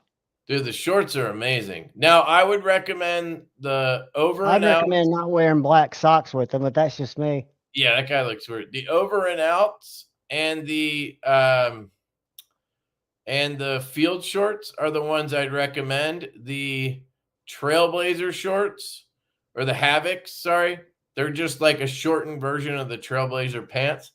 They're a little bit tighter. Like they're less comfortable in my opinion. The Trailblazer pants are the most comfortable, because somehow in the long form with the stretchy stuff, it just works. It feels amazing. But the shorts I didn't like as much. I have them, but they're like my last option. I love these. Josh, it was the F3 at Urban EDC. Yeah. You get it for $148 right now with the turkey table code. God damn it. So I just should email my link. Email them, dude. Just shoot them a reply to your order and say, hey, Kev told me to use turkey table and I didn't. Can you refund me that 20%, please? That's all you gotta do. But anyway, guys, I know some of you don't care about the pants, but they're fucking amazing. All right. There's gonna be a 30-minute video about it next week with dog hair all over my pants because I'm low rent production. They confirmed my battery order without a flash. Nice. But I haven't gotten a confirmation from Urban EDC yet. You didn't get an email? You get a confirmation right away. Check your junk. Let me check my junk. Because you didn't get Divo emails either. So you have they all went to my junk. Your Shopify stuff's going to junk for some reason. Sorry, I'm trying to catch up, guys. My bad. Your live video doesn't show the thumbnail. It says user can't post. That's the thumbnail. I used that thumbnail. There's a whole Instagram thing going on right now. It was a joke. Never mind. It was in my junk. Um, Move it to inbox. You ever wonder how big a T-Rex penis is? No. I got one in my pants, bro. Hey, what's the guy's name there? That's Like, right. Exactly. Exactly. He does have a tiny dick. That's what I'm saying. That's how I know. What's an urban EDC contact name? You like that little switcheroo on the joke? It should just be a reply. You just reply to your order. I've got it. I'll just go howdy. Never mind. The customer service guy's name was Peter. I know that, but you could do Peter at urbanedc.com. Oh, I'm replying to it right now. I'm just gonna say howdy, Peter. Is that who it is? I don't know. It didn't say. It's just a. That's what I'm saying. But you could also copy Peter and you'll probably get him too, just in case. Assuming he's still employed there. I know Sean left this week. I'm just gonna go howdy. No lie, I make custom crates for art and stuff, bro. I once created a whale's penis. What the fuck? Only Italians wear red trousers. Yeah, that was the one color of pants I didn't order. I ordered these blue ones, and then when I got them today and I really liked them, I ordered black and the brown. And then I was like, I can't do the red. I love the red shorts. I have the red shorts, but I couldn't do the pants because these are already gay. I don't want to go like full gay. You know what I mean? I'm like a 50% gay. Kind of like my hipster What's the hat, you know code? what I mean? What? Real quick, what's the code? Turkey table.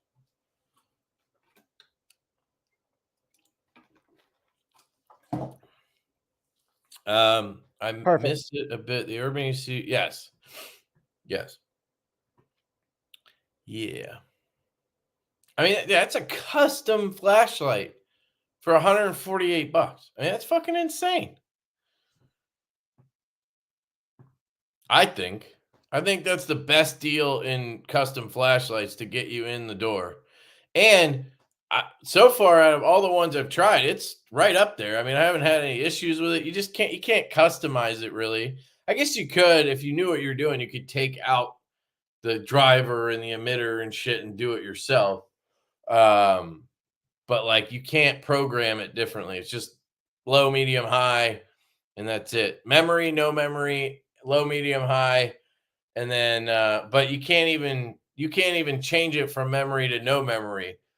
I asked him. He said you could, but you'd have to do soldering. I don't know how to do any of that, but he said he'd walk me through it. So you could probably pull it off if you wanted no memory, but a lot of people like memory.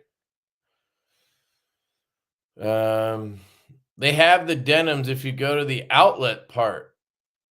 Oh, and they're like $42 a pair. Shit, let's go look. Hold on. Because I like the denims. Let's see. They have shit in there. Look at that, Juhvon. They have 2830s? I don't know if they have that side, but I have all of these. I told you, man, I ordered one of everything when I bought their stuff last year. Let's see if we can find them. 2830. Nope. 28. I'll find them in some slim fits if they're there. Nope. Oh, here we go. 2830 in the Hideout Denim 2.1 Dark Wash.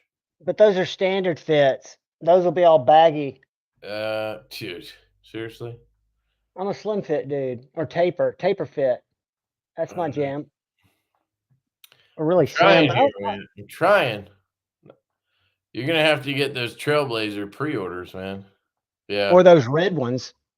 Cardinal.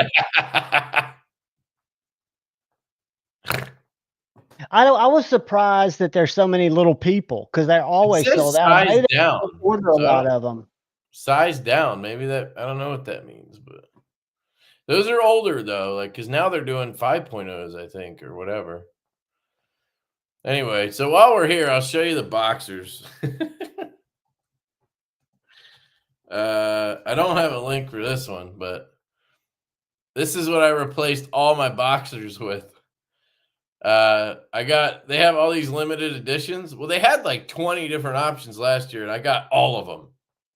I literally Look at have that dude. Go back to that picture with the model on the far right. Click that blue, the purple one on the far right. The color. There you go. Oh, where was that dude that was leaning around the corner wearing the What? boxers? Indian dude. Oh, he's on the front cover, man. This guy. Oh yeah, that dude. Yeah, I think he's the owner or something. They're in Australia. But yeah, so they have a big sale going right now. Anyway, so the ones I get are the boxer brief fly, because you gotta have a fly. Yeah. And they have some different like toucans. They used to have like bananas and strawberries and ice cream. I have all of those.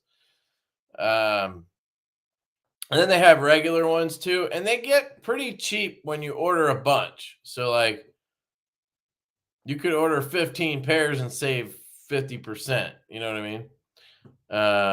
But yeah, so I just picked up the long johns right here, baby. Look, I'm an athlete. I'm a pro athlete now. You look like Logan Paul, dude. I bet when you're wearing those with that shirt. Dude, they're straight up boxers. I don't know why they're showing them like they're leggings or something. Like these are boxers. Dudes should not be wearing these outside. But yeah, definitely buy a size up though. Like I'm a 40 waist, I think, and I get the 2XL ones, and those are pretty much perfect. So, all right, And that's step one. I'll stop. Oh wait, no, I got one. I got one more. Socks. I'm all about the Packers socks. Since we're doing, there's probably Black Friday deals on everything. Packers, man, 20% off your first order. And these socks are fucking amazing. If you want like a stocking stuffer, you could get a 4-pack or 6-pack or whatever. They're expensive. But then you could like put one pair in every stocking or something. That's what we do sometimes. And I think they have a discount right now. It's like NOV 30. Click on men up at the top. What? Click on men at the top. I'm just curious if they have anything that looks businessy. What's it got over here? Featured bestsellers. They have crew, lightweight crew. That's probably what you need. Yeah, that's probably what. Click on those. Like they just have khaki colors or. Yeah, they have all different colors. I mean, what are you looking for? Black? No, I usually wear khaki colored when I'm wearing khaki pants. Oh, well, they have brown. That's not khaki. I usually get so with the crew, they have a bunch of different colors. There's like a million. I think they're more athletic-y, kind of long. They're not as much dress socks. No, they're not dress socks. They're like winter socks. They're just for like if you wear normal ankle socks in the summer, then you wear these in the winter. That's what I do anyway. Because if your ankle gets exposed, you know what I mean? It's really cold. So you just wear these. And they're made out of alpaca fibers, which they're so comfortable. Their song says darn tough are the best socks. They're guaranteed for life. Yeah, I've heard that too, that those are good. And then my shoes the ones I get are called Kizik's. You just step into them and they have this like bounce back thing going on where dude, you're one step away from Velcro. You can't fold them down. Well, no, they have laces. I like these, the Limas. They have laces you tie, but then you just pop your foot in. But they don't flatten out. They have like a silicone patented thing where your foot just pops. It's amazing, dude. I've had 10 or 20 pairs of these. They're so good. I probably have 4 right now. I just keep buying different colors and shit. My wife is really excited about it. So are they flat bottomed or are they more like running shoes? They have all different kinds. So they have sneakers. They'll have like your kind would be this. Here, I guarantee you I know your kind. Watch this. Show you. Men's, where are these stupid Vans looking ones? right here, Vegas. These are yours right here. Not the suede leather looking ones. Well, yeah, I They're didn't in, think like, they'd be. cloth. I didn't think they'd be. No, you know what I'm looking for? The Irvines, I think. Where are those? These. Yeah, there they are. They have white. Yeah. I don't know. They have all different colors. Oh, there's canvas colors. and stretch knit. There you go. Just And then black, you can, yeah. white, and then they have what is it? The Prague. Or is that the one we just clicked on? No. Nope. These are kind of like what, Adidas or Converse or something. Well, I just like flat bottoms on a skateboard. Yeah. Yeah. But yeah, you just pop your foot in and dude, it's so good. They're amazing. And they're not too bad. They're like $100, $109. There you go. Kizik's.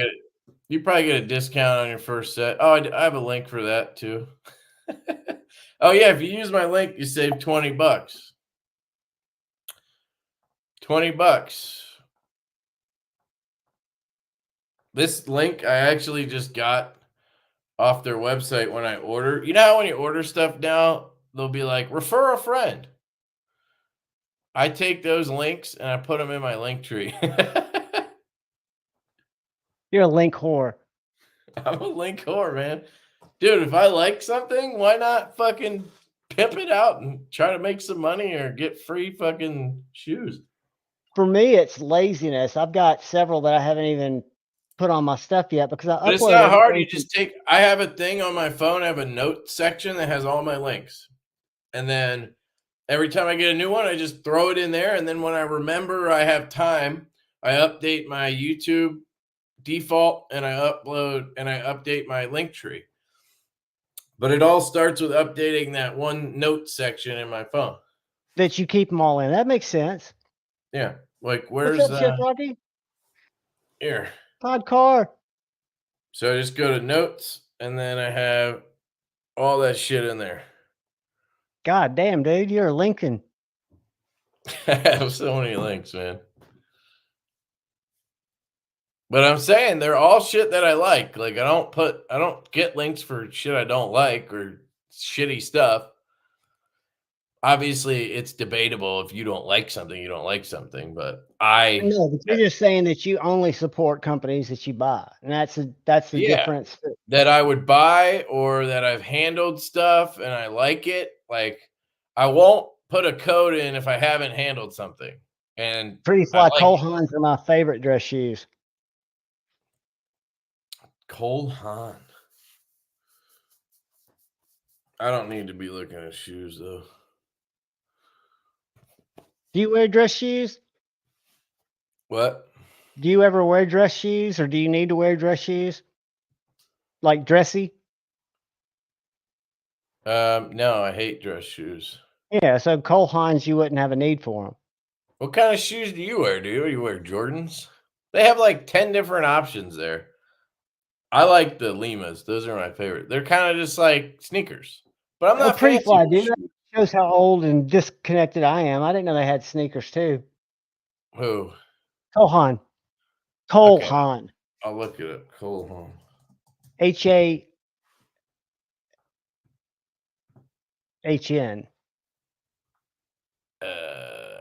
Oh, those do look good. The Grand Atlantic sneaker. Those look pretty cool. Yeah, these are probably without looking, they're probably like $200 though. Oh, $80. They're $205. They're on sale for $80. Okay. Damn, those do look nice. I like these a lot. Fuck you. Damn it. I'm about to order some sneakers. I'm telling you, Cole Haans are great shoes. What's so good about them? Like what's like For quality? dress shoes, I didn't. Yeah, the quality. I mean, and the longevity. I really like those. Look, these Those are like the ones the I same usually ones. wear right there, the loafer looking ones. Yeah, see, I can't get into this stuff. These are kind of cool. These boots look nice. I could rock the boots. I was looking for. Oh, damn it. I was looking for a good pair of boots. But are these like dress boots or real boots? You know what I mean? I think they're more on the dressy side. They say hiker boot, but could I use them as like waterproof? Are they waterproof? I'm sure they are. Ideal for rainy or snowy days in the city. They're made from waterproof leather and have sealed seams so feet stay dry in wet conditions. The groove sole, but they do look very dressy. How much are these? That's not bad, man. That's really pretty nice. I'm about to pick a pair up right now. That's what I'm saying.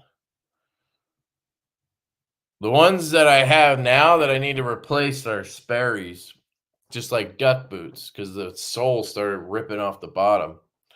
I super glued it, but I don't know how long that's gonna last. Not getting me this time. I do like pants. Dude, the pants are the shit. No, I don't have a link for AWT. What's that? Advanced Weapons Technology? Those They are the make these scales. scales. I don't know if Juhvon does. Nope. Yeah, the Hokas I've heard are really good too. My dad has them, but they're ugly as sin, dude.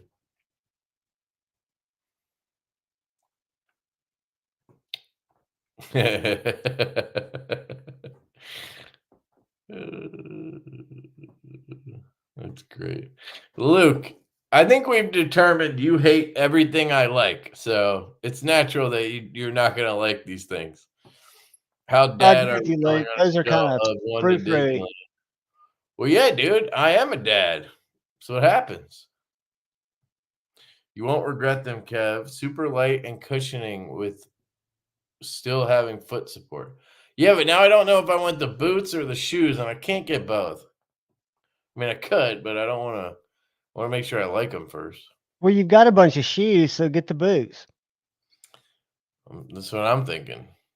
And then if you love the boots, you can come Chuck back to Taylor Gore-Tex. Yeah, Sorel is a brand I think I saw too. You get some good Ariat work boots. They are cowboy boots. I don't want cowboy boots. I had Wolverines for a long time. Those are cheap as shit, but they work. They're kind of like Big Tim's. I just don't know. These kind of seem a little too dressy for my purposes, you know? But I guess mostly I'm just going to wear them out, you know? The problem, but like, I don't know. Like, I like the slip-on shoes, so I'm going to be lazy and put those on most of the time. So these are really going to be like when it snows or whatever and I need boots. So are these really going to be good for that? Or should I just get another pair of Sperry's? I'd try the Cole Haans.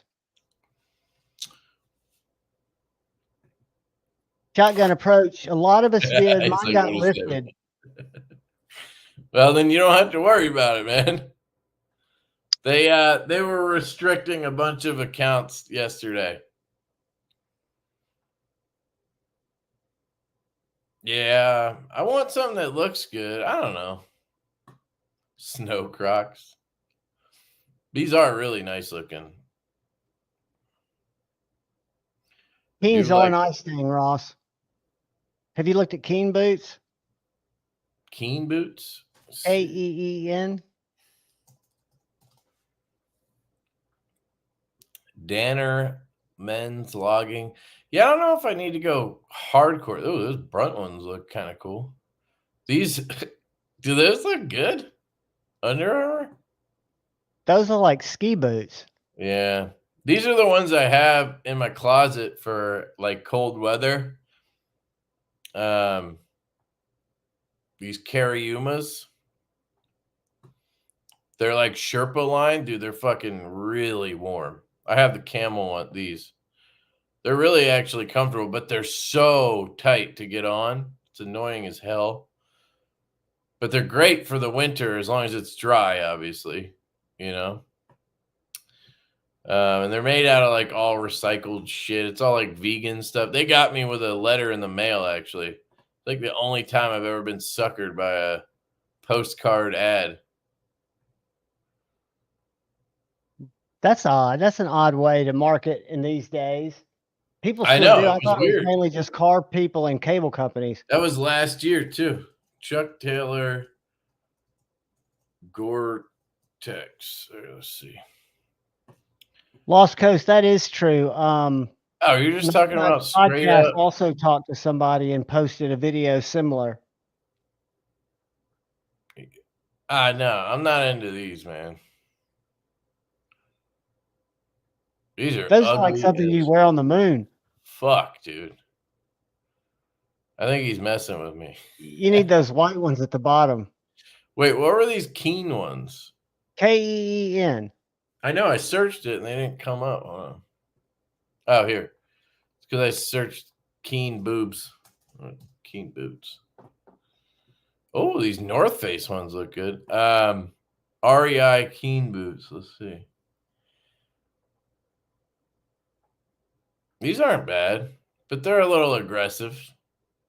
Yeah, they've got the more hiking sole. Yeah, I don't really need that. Like here, I'll show you what I'm working with now. I'd jump on the Cole Hans, dude. They're just straight duck boots. Dude, these look kind of cool. These Vans? Those do look cool. Are those rubber bottoms? Looks like it, right? Yeah. Those are kind of nice. Look, they come in this color too. They look a little weird, but Not really. They've got a good sole for slippery weather. But that's kind of what I was going for. Like, I have these probably. Right.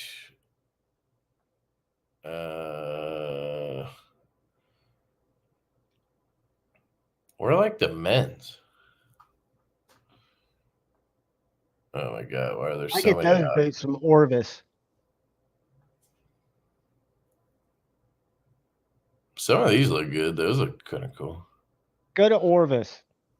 Hold on, wait, I'm just trying to show you. Like yeah, this is what I have right here. I basically have these. They're just straight duck boots, but this part started peeling off on one of them. So I just super glued it down the other day till I could get something else. So I don't know if those Cole Hans would really replace this, No. Go to Orvis. But I don't know if I need it to either. But whatever it is, I need to be able to like slosh through snow and shit. So what were you saying to look up? Orvis, Orvis. They're the originator of that kind of boot. Yeah, I think I got them on like LL Bean when I was a kid or something. I can't stand this pop-up. It never ends with pop-ups, dude.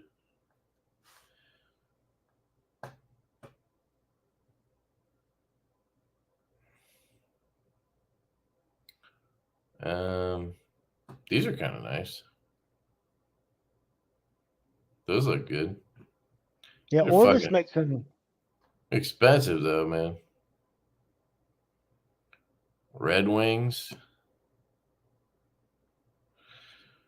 This sounds like something I should just shelf for a while. Why are you choosing designer brands for winter boots? I don't know. What do you use? What are your duck boots? You stop hating on everything, Luke. Give me some fucking suggestions. I'm all about shoe goo. I foot brake with my right foot and my soles get worn down to like holes, and I'll just coat the bottom of my right foot with shoe goo and build it back up.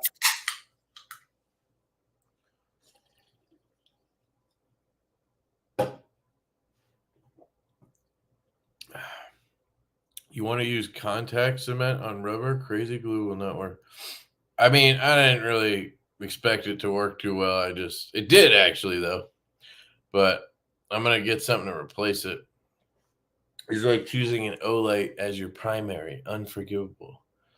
All right. Well, what's your recommendation, dude? He gave you one. What was it? It's Redback. Okay. Redback. If these are ugly, man, I'm not going to let you hear the end of it. Those are fucking hideous. All right, hold on. Give it a chance. These fucking things? Oh, wait. No, what?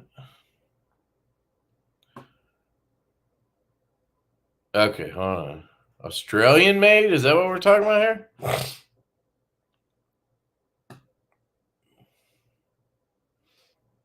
Oh, is it one of these where you can't find the Hugo's a fucking item? lifesaver. What? Oh, I'm just having a skate conversation with Jesse. All right, here. Oh my god, dude. I'm sorry. These are fucking hideous. Those aren't bad right there. What's so different about these compared to what I was looking at?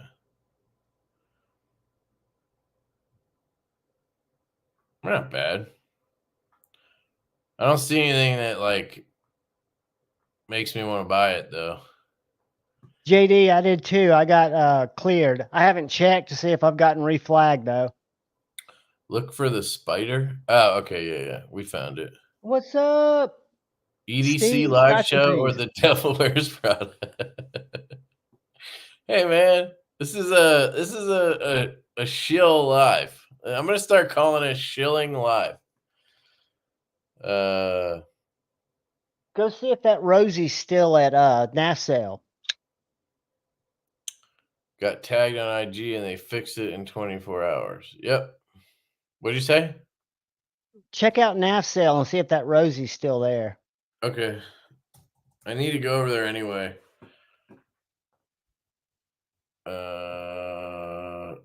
Fucking cookies. Hold on, let me just try to find these boots real quick. Shoes, boots.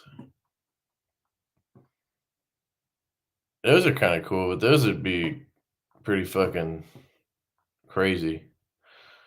I just need like a good medium, you know? Like a winter boot, but not something insane. I know that's dumb. I know that's dumb. I don't know, man. I think I really like the those other ones. I might order those fucking things. What were they called again? Whole Hans. Do they run tight? I've never had their boots. Like I said, I'm just one of their 50% oiled. off almost everything. But here's the thing, dude. I really like those sneakers too. Those sneakers are kind of nice. They're your boots. I like the boots though. Yeah, let's see if they have men's. Where's boots? Let's just see what else they got though.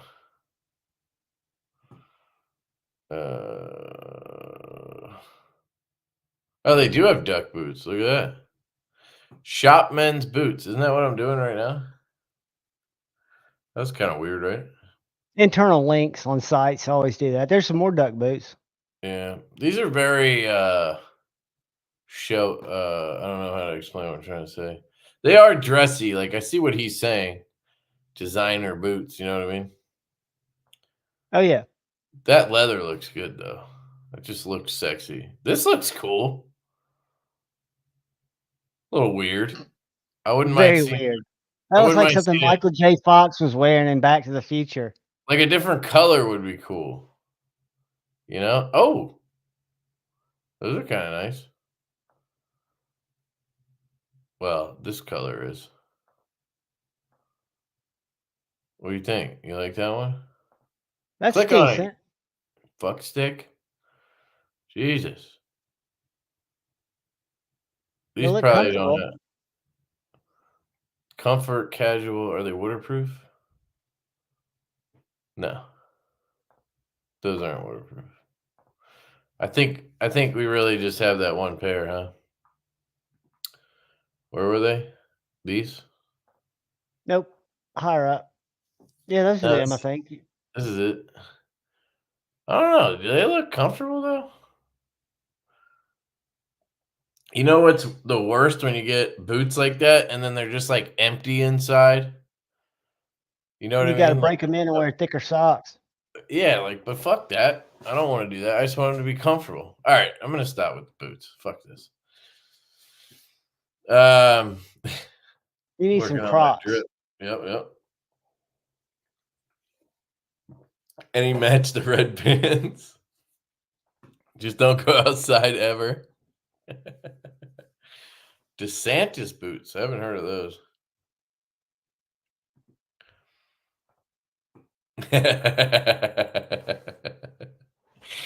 These guys with the flat things. Those sneakers were made in the same factory as Divo knives. Shit, I definitely should buy them then.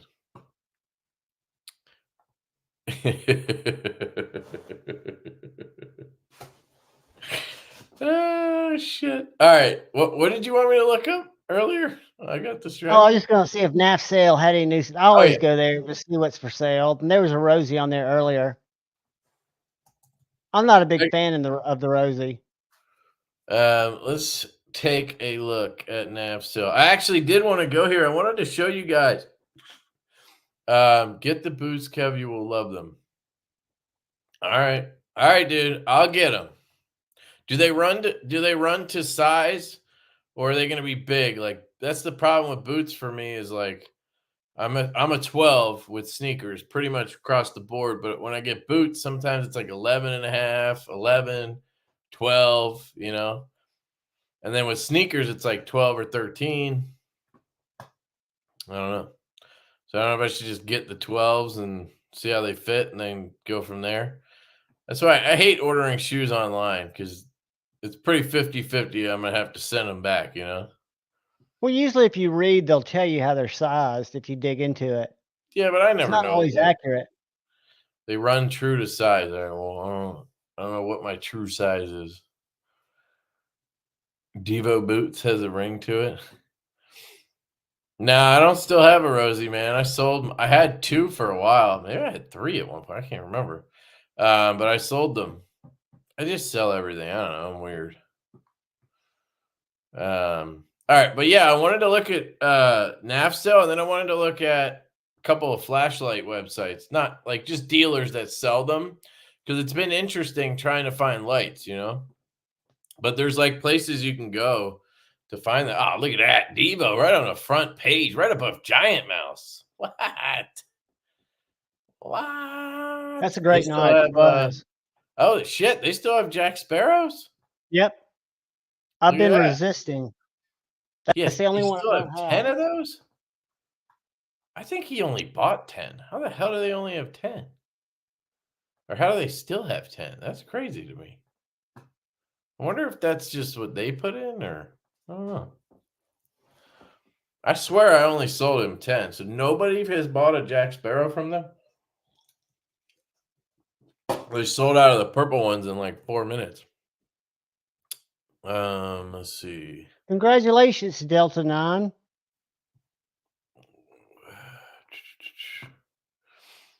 All right, so we want to go to buy. Oh, look at that. 80/20. 3V. Full flat ground. Yellow G10. That's looking pretty good. $500 though seems like a lot, doesn't it? It does. Oh, look at this. K-Bar Hobo. You guys should watch my video tomorrow.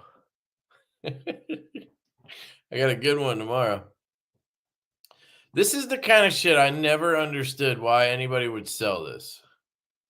Yeah, what's the return on something like that? Give it away. I mean, yeah, give it away. Give it to like a neighbor or something. I mean, it's literally $16. You're gonna ship it. Like, I guess if somebody pays for shipping too, I guess. I don't know. It just seems like a lot of work for nothing. But maybe I'm crazy. I probably am. Dragonfly. Nice. I still want to get one at some point. It was right under that Best Tech if it's still there. I want to find the right one. What? The Rosie was right under a couple more listings down if it's still there. It is. Oh, that's not a bad price. He's the second owner. Timascus clip. Backspacer, I guess. Right? Is it Magna Cut? Oh, yep. So it is a newer-ish one. Yeah, I mean, I was interested kind of in a weird way. Stonewash blade. I mean, it looks pretty good, man. I like the mag. I like that it's not golf putter, but I do think the golf putter is the best. Excellent condition. Is anybody looking for a Rosie? That's crazy. A lot of times Revo. you'll find knives on there and that, people are just moving. And if you reach out to the seller, they'll usually work with you. What the fuck? That's $75? just ugly.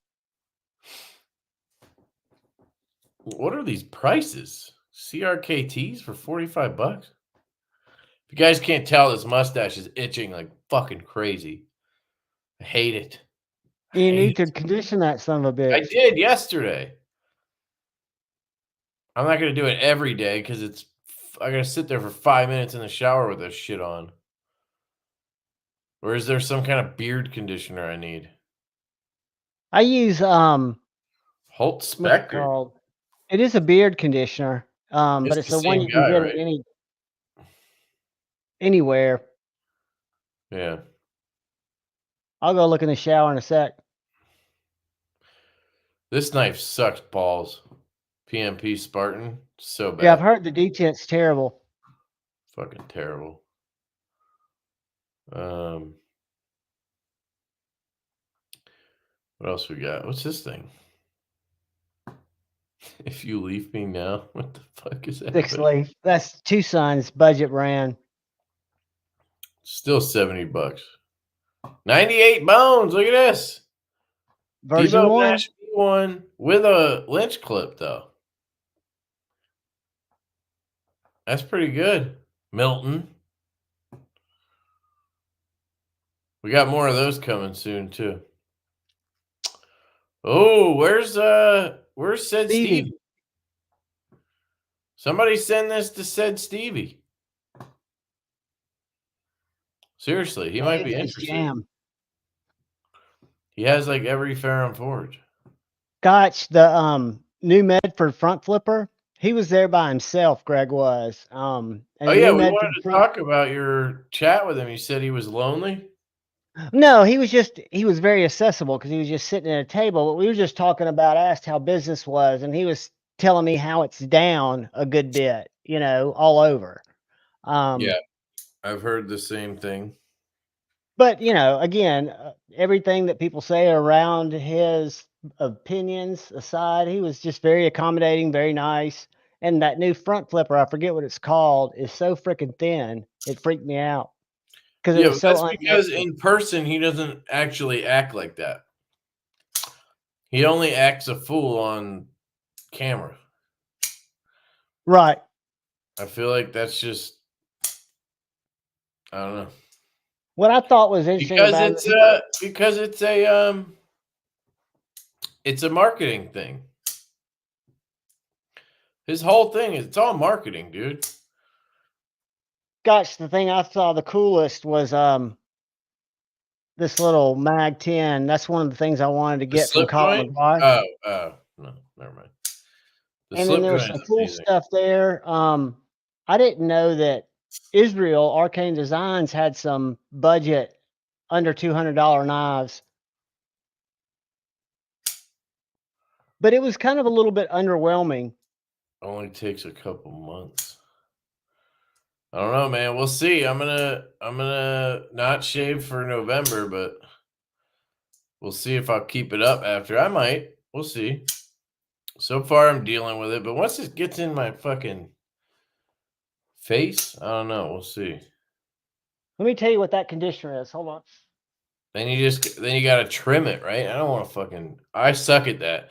Because you know what happens? I try to trim it, and then I trim too far, and then I get all like OCD and shit. Yeah, the Gentleman Jack does look cool.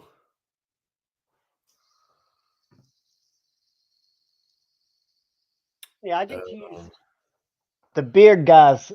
It's called Beard GUYZ. Okay. Ross Jambo, what is up? You do realize you're putting something called beard jizz on your face, right? Big guys. No, you said GYSZ. That's jizz, sort of. I misspelled it.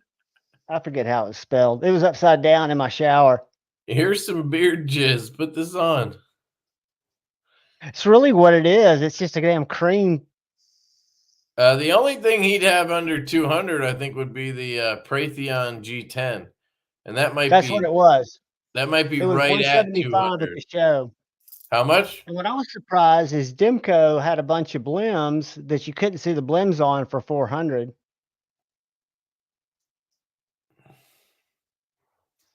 What up, Roll? How you doing, man? But I grabbed a cub, a special edition cub, little slicer. Exactly, Crest. Exactly. Who else does that Smoke sound beer like? bomb. I've not tried that. Who does that sound like? Divo, the Amish needs to happen. Mustache trimmer blades.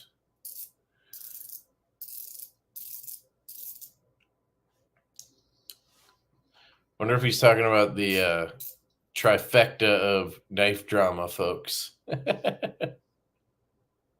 Did I bring up, has anybody watched Red Wolf's video, most recent video?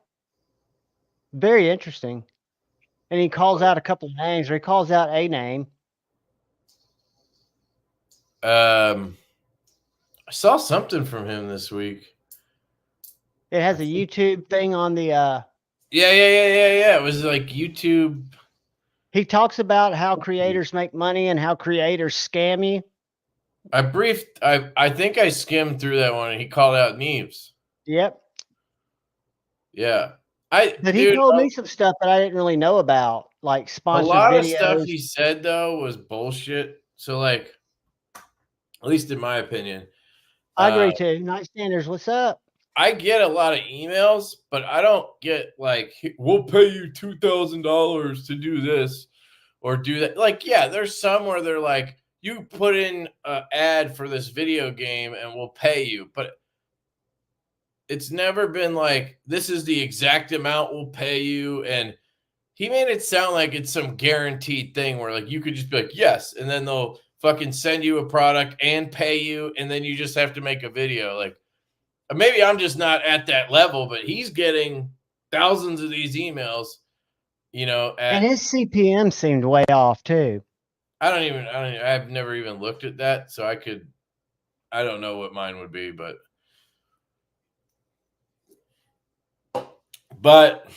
it did, from what I watched of it, it painted a really bad light on YouTube creators because not everybody, like, yes, there are people doing that stuff 100%, but it's not the majority.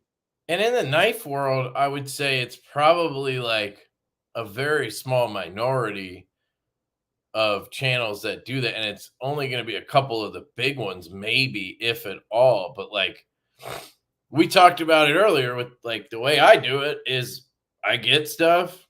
If I like it, I'll try to get a link so I can pimp out a link to you guys.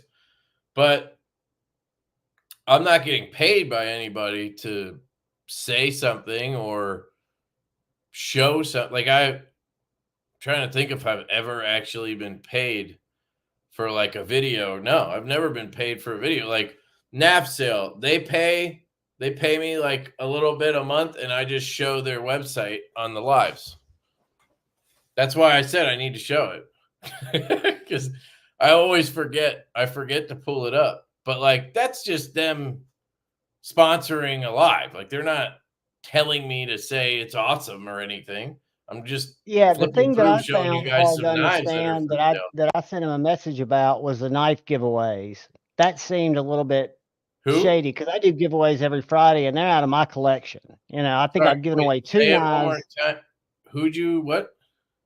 Where he was talking about how knife giveaways work. That you're paid for that video to talk about it through the stream. That made no sense to me either because that's never happened to me. Me neither. Everything I give away is stuff that I got sent to review, and then when I get stuff to review, I pass it around to my pass around group because I'm just trying to be like, I'm trying to spread the love. Like, you know what I mean? And then Yeah, absolutely. when it comes back to me, then I'll give it away or I'll sell it. If it's worth enough to get it some money for the channel, I'll sell it for a good price to somebody or give it away. I rarely keep anything. Usually it's all giveaway stuff. Like tonight, for example, I have a Concept Reverie in G10 and 154 that Concept sent me. I reviewed it. I passed it around. It came back, and now I'm giving it away. But they're not paying me to give it away. That's what I didn't quite understand. And they didn't pay me to review it either. This is the payment, I guess, is the knife. But to me in the knife world, it's, for the most part, it's just a win-win sort of like rub each other. What is that called? Pat each other on the back situation where a company wants to advertise and they can't do it by other means. Like knife companies it's prohibited. They can't put ads in front of you. So what do? They use knives. They send them to reviewers. We review them. And I've literally only one time with like, I've never gotten far enough with some of these like random brands that are just having like tactical knives or whatever. I've only one time had it insinuated that I need to make a positive review. And that was Big Idea Design when they cut me off of their affiliate program because I made negative reviews on their product. Yeah, that's the only, and that like the only company that sent me knives, and they only sent me a couple, was Vostede, because I met them at Blade Show and I've given them away, but they never literally said, just send you the knives. They don't say, yeah, it just shows up and they don't say good, bad. And what they did ask me at the show, if you find something you don't like, feel free to show it on your channel, but just let us know so we can make it better. I also have this Through Night bolt action pen. They always send me two when they send me stuff for review. It's weird because it just comes from Amazon, I guess. So they just do two. I don't know. It's interesting. But it's a little aluminum bolt action pen. And it has a little signed note in there from me. It says, "Hi, my name is," and it's blank because I was testing out the pen. And then I have a quick release keychain thing from Ant Design. But yeah, I don't know. Somebody said, I don't mind people making money promoting products. Yeah, that's the other thing. It's like illegal to make money now. It's illegal to. So what bothers me is when people say shit's good and they're just being paid to say shit's good. But like, you can pretty much tell when that's happening because I feel like YouTube has made it a thing where they have to put in there, this is a paid promotional video. So like, if you watch like who's on Instagram that does that, Melissa Backwoods, right? She even has it in her profile. Here's what you pay me to make content on your stuff. Like, I'll do 3 posts if you pay me $1,000 or whatever, you know. But it's like those, you know that that's what's happening, so it's fine, right? She's making a living. People are offering to pay her to show the products and stuff, like the ShamWow guy. There's a line there where you know, if something sucks and you're still saying, "Whoa, check this out, it's amazing," but like, you know, if fucking Charles wanted to pay me to show this off and review it, I'd be dumb to say no because it's fantastic. Like, why wouldn't I? Like, okay, I'm going to do it anyway. So I get it. There's a gray area there. But I'd say that, you know, 90% of us doing knife YouTube, 98%, there's none of that going on. Like, no, it's a hobby. I get a lot of free shit. I'm not going to say I don't get free shit, but like, if you watch my videos, I always tell you, I'll say this was sent to me, so I got it for free. So take that into consideration. There's literally the words I use in almost every video when I get something for free, unless I forget. But like, it's pretty obvious. I make it obvious. And then it's up to you to believe me or not or whatever. But like, getting something for free doesn't make me like it or whatever. I mean, I guess maybe there's like a little bit of a mental thing there where you'll be a little less critical because you didn't spend your money on it, which I think is why I always tell you. So you know that up front. I didn't put $300 out for this, so maybe I'd be a little less critical. But then again, I'm more critical than I think anybody about anything. So I will agree with that. So it's like, I don't know. I get making a living, but some stuff isn't good. At that point, it is just hiring an actress to be in the commercial. Hard to believe it's used and enjoyed. Yeah. But if it says this is a paid promotion up top, that's, you should know that that's what that is. I like Chef Rocky's super chat. I don't know. Celebrities lie all the time. That's not cool. Chef Rocky, did you reach out and see if it was an oversight? M-Bomb, you didn't pay me, man. You gotta send the check. Jared used my shoes and my tattoo as thumbnails to promote multiple videos without saying in my name in any of the videos. My opinion, asshat. Wait. All right, thanks for the donation. Jared, okay, we're talking about Neves. Used my shoes and my tattoo as thumbnails. To promote and didn't give him credit in the video, like saying, what shoes? Did you send him shoes or like what? I'm checking right now in the back. That's just like, you're losing me at the shoes and tattoo part. I just don't know what you mean by that, but yeah, okay. Yeah, that sucks. I tried. How hard could it be to look me up?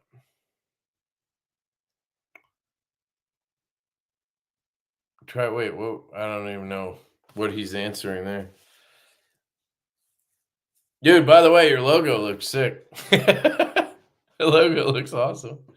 I need to see this example, but I'm scrolling down. I'm looking for it. I have chef knives on my shoes. This is getting even weirder. But anyway, send Rocky a link. Send him a link, and he'll just that you feel that way, and that happened. Obviously, my 80/20.5 tattoo on my forearm. So you're saying they use that from like what, Instagram or something, or you sent him the picture? Or? He pulled it probably off Instagram when Chef Rocky was showing it off. Huh. Yeah, I don't try hard enough on that kind of thumbnails. I just use what I have from the video, like the knife or whatever, and try to take a cool picture. I have the shittiest thumbnails ever. I like yours, actually. I meant to ask you how you make them. I use a little app called Canva. All right. And I use try that because I use Thumbnail Maker and it's terrible. Has like no options. I pay $6.99 a month and it's the best investment. Grateful Panic told me about it when he was here, but it's called Canva. The iPad, they've got an iPhone app, and then you can log in on a desktop if you want to see it better. But right. I do everything from my iPhone. That's why they're never lined up right. That's the one thing I like about the Thumbnail Maker one is it literally turns it into the right size for YouTube. Well, it turns it in the right size, but what I'm saying is, like, if I put the picture on the center, I have a little thing in the corner, so it kind of throws things off. I'm just not using it right. The other app I use is called, and I really like it. It's called, because it takes all my backgrounds out. That's good, bro. And it also does my AI from my for my logos and stuff. It's called Bizarre. I don't know if that's true. I mean, that's just common sense, though, right? Hold on. Those are the what are two you apps pointing at? You need to clean that screen, dude. Holy shit. I know the screen's disgusting, but Bizarre and Canva are the two I use for YouTube. I use InShot. All right, cool. I'll send you links to them. Yeah, Steve doesn't use thumbnails. Just his fucking face doing whatever it is at the moment. I do that sometimes. Yeah, dude, I don't know. I mean, I've been critical of a lot of stuff. Like, go watch my videos on Kaisers. Like, I don't sugarcoat things. Like the last month, I was ragging on the detent lash on a couple models. And they keep sending me stuff. Like, to me, it's more about they look at and see your exposure. So they're like, hey, how many views does this guy get on videos with our shit? Then they probably take into account your influence in general. They're just like, do people fucking listen to this guy? Like, whatever. Then if you have an affiliate link, obviously they can track your sales. And then they go from there. If they send you stuff and then nobody's watching your videos, your link never gets used, and it doesn't seem like you have any influence, they're going to stop sending you shit. But they should at that point. Like, there's no benefit to it. It is a business in the end Absolutely. for them, right? But that's why, as a reviewer, I have a million options.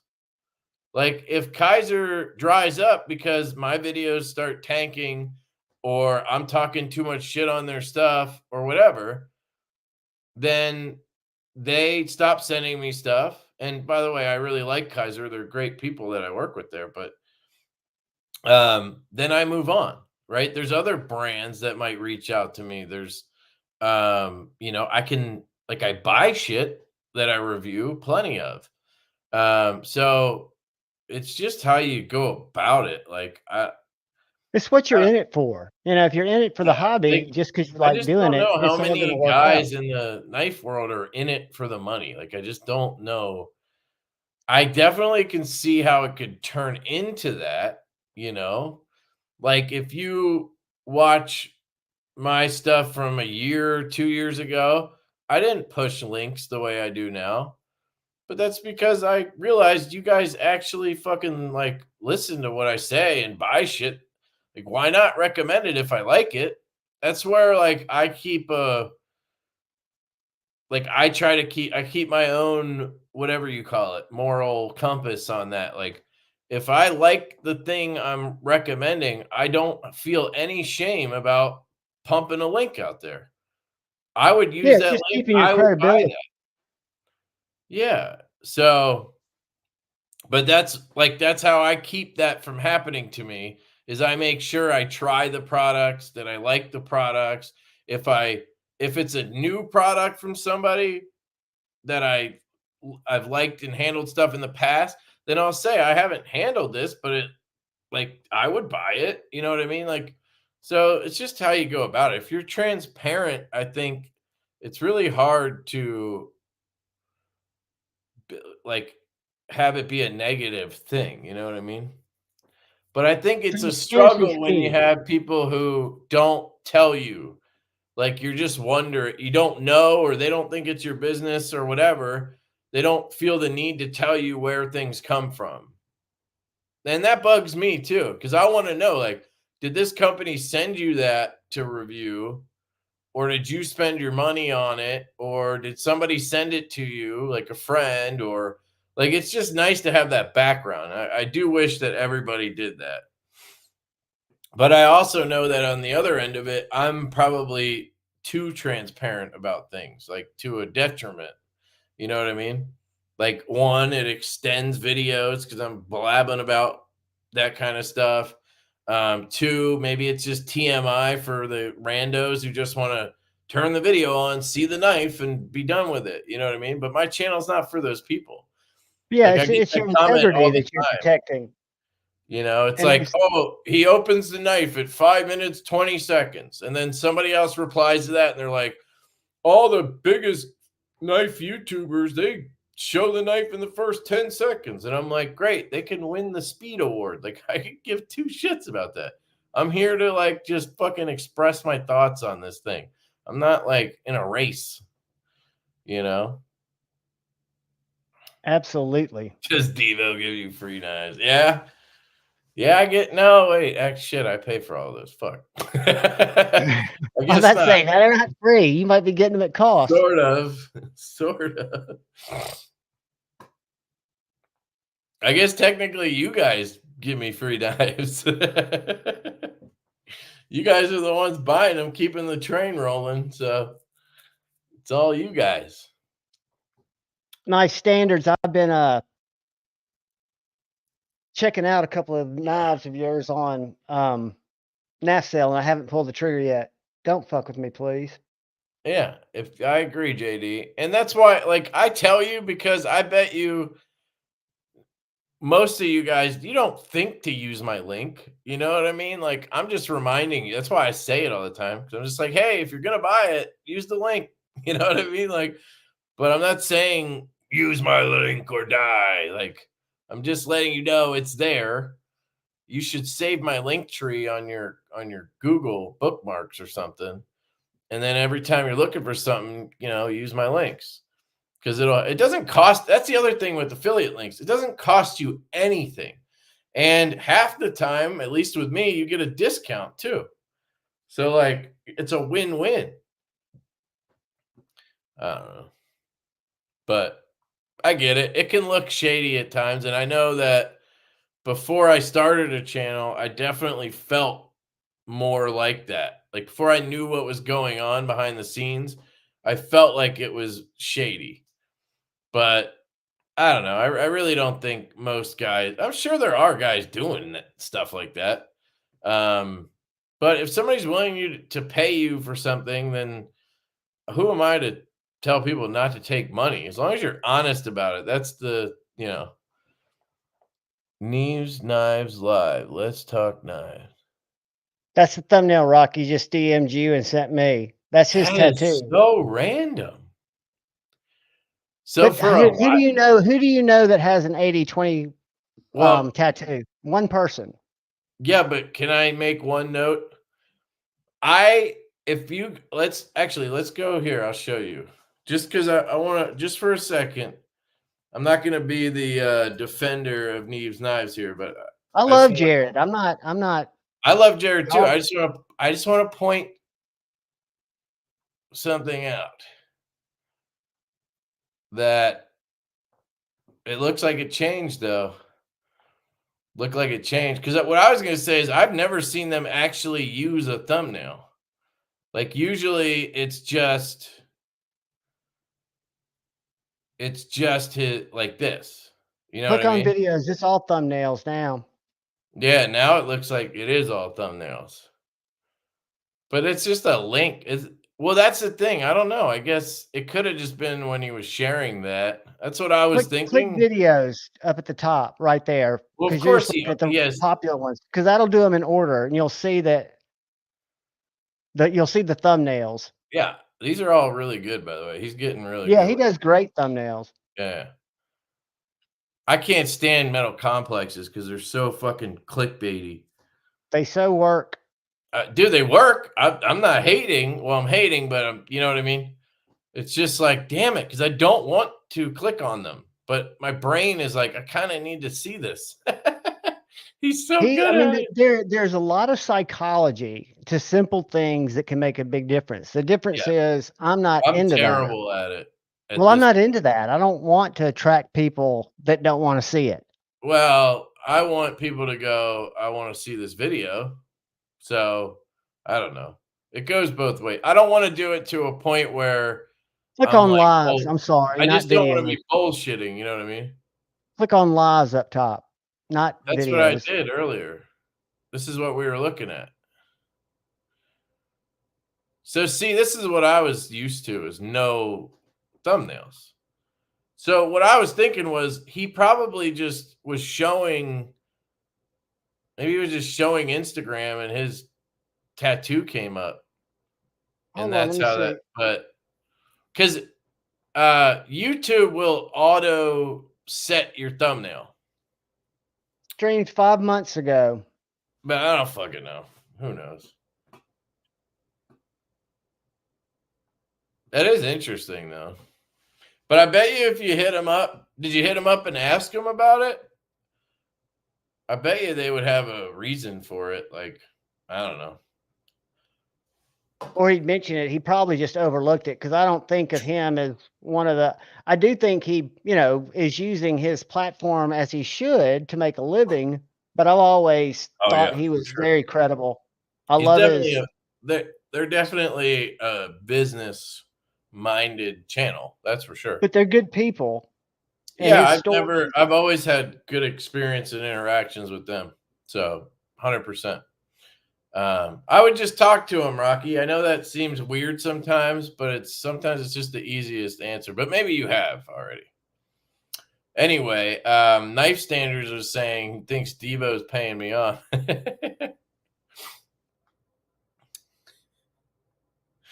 Nafsale rocks. Yeah, Nafsale is cool. They did start an affiliate program. For some reason, I haven't signed up. Damn, Chef, that sucks, brother. What did he say? He did reach out to him. Yeah. He showed it many times, you guys. This is not a little baby rent. What is a baby rent? I think he meant vent. It's not a baby vent. Yes, again, I tried to let him know, and I was a member too. Good point, Chris. Many times. You could absolutely do that.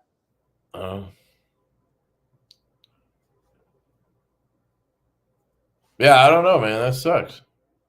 Sorry, dude.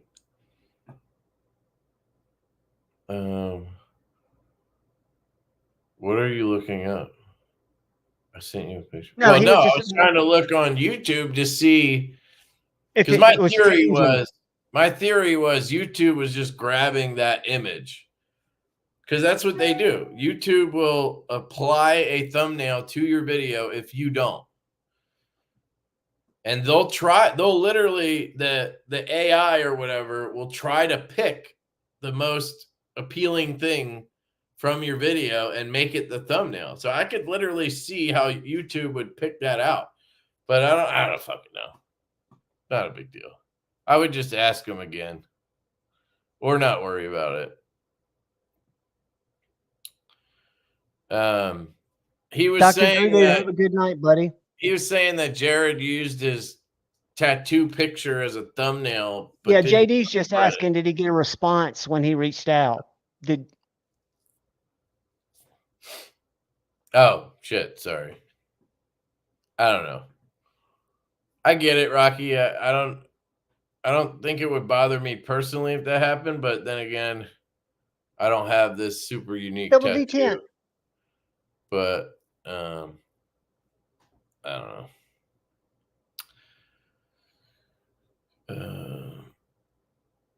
Did not stack, maybe because it was a new drop.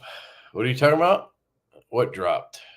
The code. He's probably talking about a code. Yeah, send him a copyright.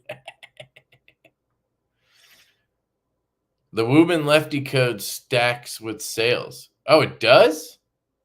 No. Oh, he said did not stack. Huh. I don't know which item balance. Don't worry about it, buddy. Just appeal them, and within 24 hours, it'll be back to normal. Tried to use your Axial code yesterday. No good. It should be working.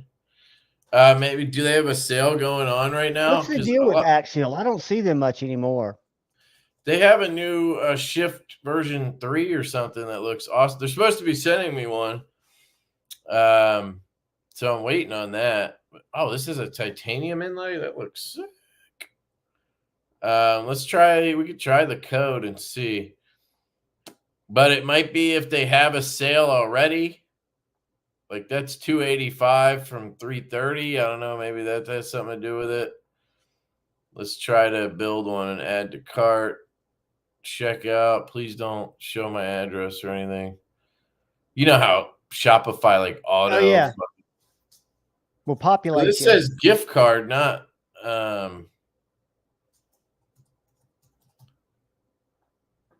Yeah, doesn't work.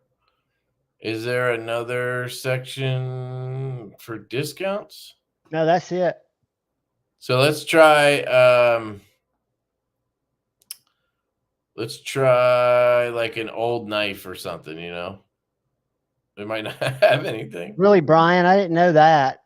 That was the first time it hit me was yesterday, but I'm expecting it to start hitting me all the time now. They don't have anything else for sale. Oh, wait.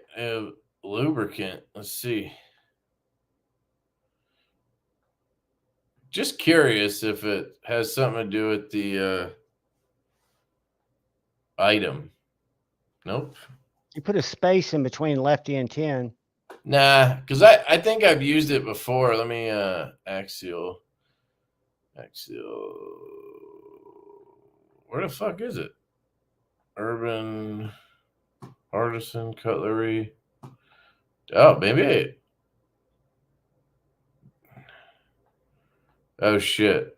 This is all jacked up now. There it is. Axial. Lefty 10. You put a space in it last time between Lefty and 10. Oh, you're saying I did. Yeah, you did. Type in Lefty 10 without a space. I don't think it's going to do anything. No. But I do have an affiliate link, so you can use that. I'll ask them about the code. But what you could do, whenever that happens, what I always recommend people do is just email them. Just be like, yo, I'm trying to use this discount code. And they'll 9 out of 10 times, they'll give you a different code or they'll make it work or whatever. Pat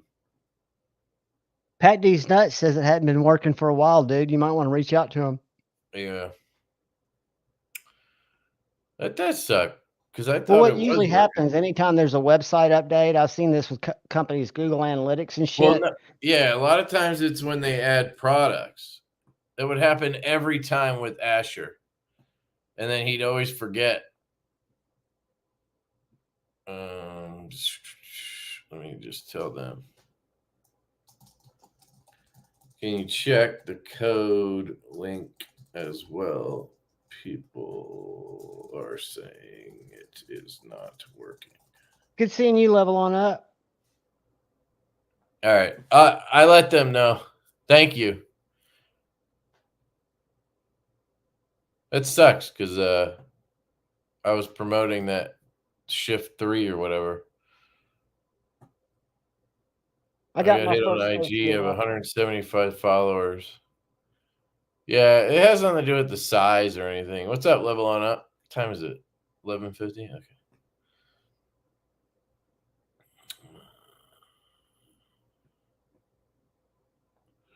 Did not complete sale because Sezzle takes too long to clear off your last payment. You have like a limit or something? I'll be honest, I haven't used Sezzle or any of those things in months. Like I haven't either. Once I started working on getting a new house, I was like, I'm just going to not do that.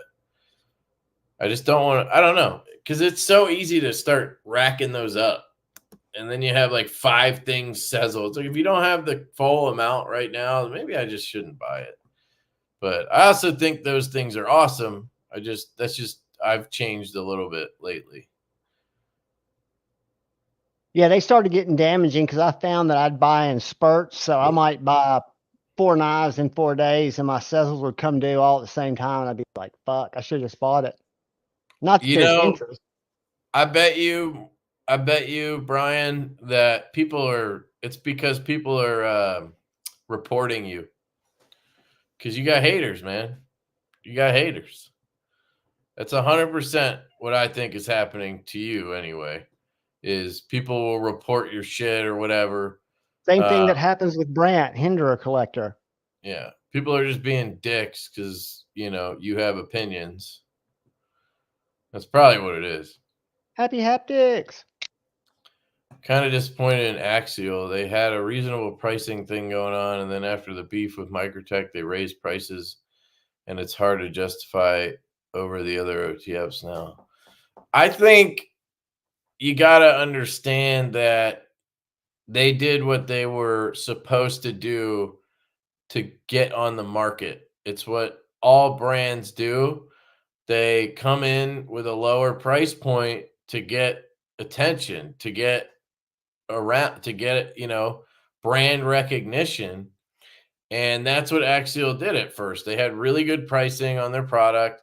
But then, they have to grow their operation. They have to get more employees, more machines. They have to do all that stuff. And that involves increasing pricing to an extent. And then they have to bring that pricing up to the actual level that it needs to be at for them to sustain a business. Not experienced decision. So I don't think their pricing's out of control. I mean, you look at a USA made OTF with, what are these materials? Let me just look. Fat carbon, aluminum, and Magna Cut. It's $285. That's the same price right now as your EMP EDC Pulse OTF. So you're paying the same price, but you're getting fat carbon extra. And it's USA made. That, to me, that price is like awesome. Yeah, sure. I mean, a year ago or 2 years ago, they were, what were they, like $150 or $200 or something for but those were the just basic aluminum ones with S35, I think they were. If you got 20 CV, it bumped it up to like, I don't know, 200 or something. And, I think they tried the method of, let's go through dealers. We'll make bulk, so we'll make more and we'll go through dealers. Then you can lower your price because you're making more and you're selling through dealers. It's less, logistics, but they kind of got fucked by Microtech, right? And then now they had to take a step back, and now they wanted to sell direct, not deal with these dealers who are clearly playing favorites. Yeah, they're playing favorites with Microtech because Microtech's holding it over their head or whatever the reasons are. And so Axial had to go back to the drawing board and move back to direct. And so now you're lowering quantities and your price has to go up. And now at the same time, you have a little bit of a foothold in the market where, people know your brand. They're going to your website. You're getting that traffic. You're not just getting the traffic because some douche knuckle like me on YouTube's like, hey, this is, $180 with my code, Now it's like an established thing. So, and that's exactly right. It's like what Jason Grant sells his J-Cals for now because he's trying to get established. Look at this fucking thing. That looks amazing for $285. I mean, look on the purple haze. Show me a Microtech with this quality of design. I mean, I guess I've handled their stuff, so I know the quality is equal to or better than Microtech to begin with. But to be fair, I haven't handled this exact thing. Look at that micro milling, the fucking fat carbon inlay. It looks like a titanium switch to me, and pivot and everything. And then I'm assuming it's Magna Cut. I'm just making these assumptions. Yes, Magna Cut. $285. That does not make me question them at all. Sorry, Roll. I disagree. But then again, me and Roll disagree on almost everything. Ho Counter-Strike is fantastic. Underrated. Yes, that is a fantastic OTF. I will say the issue I had on that one was when I would engage it upside down, it would fail. The one I had, and that bugged me for some reason, even though it's not that big of a deal. But I'm like a fidgeter, so I'd be walking around fidgeting, and it would just fail. And those are $300, aren't they? Like $350 or something? Live wires? Yeah. Oh, it didn't get low enough. Yeah, the live wire is a just banger, dude. $230 if they're still that right now. But again, that's Kershaw, and they are pumping quantities out. That's how they're keeping that price where it is, because they're making thousands of those things. You know what I mean? Anyway, this is the side you get when when you sit on the other side of the table a little bit. Now I'm defending fucking brands. This is what happens. Well, it's good to get a balanced. I mean, I think your transparency is refreshing because a lot of us don't know a lot of that shit, how the other side works. Any company's starting prices are not sustainable for sure. Most companies are eating a lot of costs at first, giving a lower price. Exactly. And that Absolutely. builds your brand up, and then you slowly raise your. Everybody does it. As demand increases, you can increase your prices. Tactile now. Their new knife, they're asking $600 for that thing. And I don't think their prices are insane. At $285 is, to me, that's solid as hell. And yes, also prices in general have been going up. The Axial came out during COVID when everything was more affordable. Good point. I've got a video coming out in a few days Axial or a shift week. with textured aluminum and S35 equals $255 on sale versus Kershaw Livewire with MagnaCut and aluminum $229. Just hard to justify in 2023. Well, again, dude, Kershaw's you can't compare Axial knives and Kershaw. Like, one's a giant and one's a startup. You know what I mean? And where are you finding that shift in S35? I can't. Do they have that on their site? That's probably being sold at a dealer somewhere. That's old stock, you know. I think this thing for $285, I would pay was that a $40 difference between the live wire and that? I would pay that in a heartbeat to get fat carbon. And probably it looks like titanium bits as well. So hit on Mateo's just threw up a text. Hit M-Bomb's text. Didn't Axial affiliate codes get deactivated? Maybe they did. Maybe they did and they didn't tell me. And I just have the link now. I don't know. I asked them, so we'll find out. M-Bomb wants to add to the giveaway. Wants Lefty to add a free bag of meat to the giveaway? Probably everybody, dude. But you got to send it to them. I'm not waiting for it and then shipping it. Just saying. So when I reviewed this Black Friday sale, though. Okay, well then go fucking buy it now. You can get it for $285 now. Maybe that's why the code doesn't work, because it's Black Friday sale. That could be on the unboxing. I called this the COVID the first like 3 times. I wonder if it's going to get flagged. That's a Black Friday sale on the Axial. Thanks for the $2, bro. Dude, even $330. I seriously would not blink at that for a USA made OTF with those materials. Go look up Heratech. That's a similar size company, I assume. And what are they charging for their OTFs? What's Microtech charging for a fat carbon fucking inlay? You know, and MagnaCut. Sure, Kershaw's a deal. I'm not going to argue that, but that's why it's Kershaw. That's the best, you know, that's a sub brand. That's their budget brand. So the shift the live wire is a fucking amazing knife for the price. I would never argue that that's not a hell of a deal, but I don't think that makes this expensive is what I'm getting at. You know, like if this came out of China, like we just saw the Pulse, that would be, it's 285 or 280 or 260 or something. And again, in that case, you have, you know, EMP who's having it made. That always adds cost, but still, it's a Chinese made OTF and it's fantastic. That's not what we're talking about here.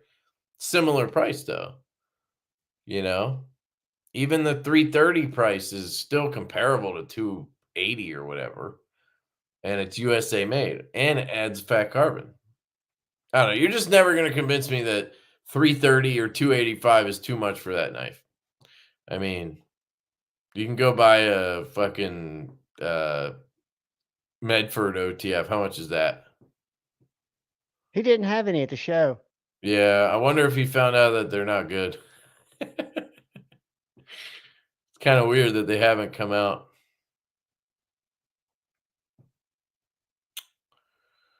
Okay. Yeah, that's cool. We can add it. Thank you.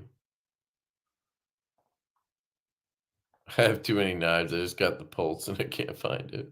Yeah, you really don't need to be ordering the Axial or whatever it was that you were talking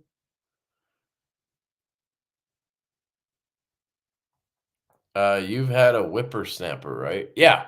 Yeah, good knife, man. Olamic makes good stuff. They just haven't come out with new stuff.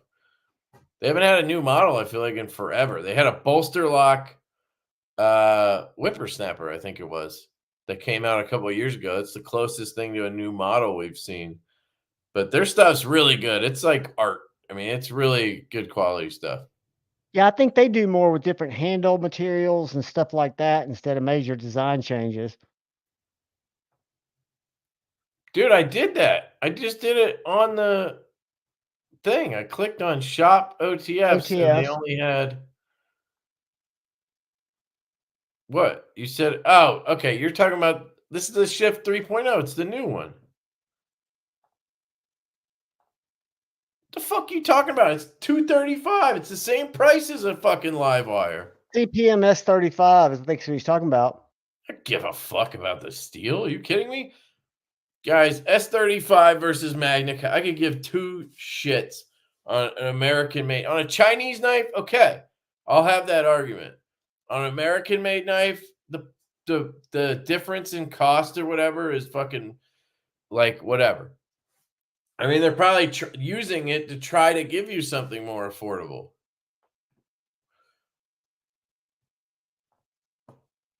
It's fucking $235. Oh, okay. $255. That's the textured one, dude. The plain one is $235.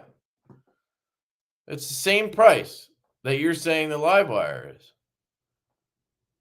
Fight me, dude. Come on here and fight me, Roll.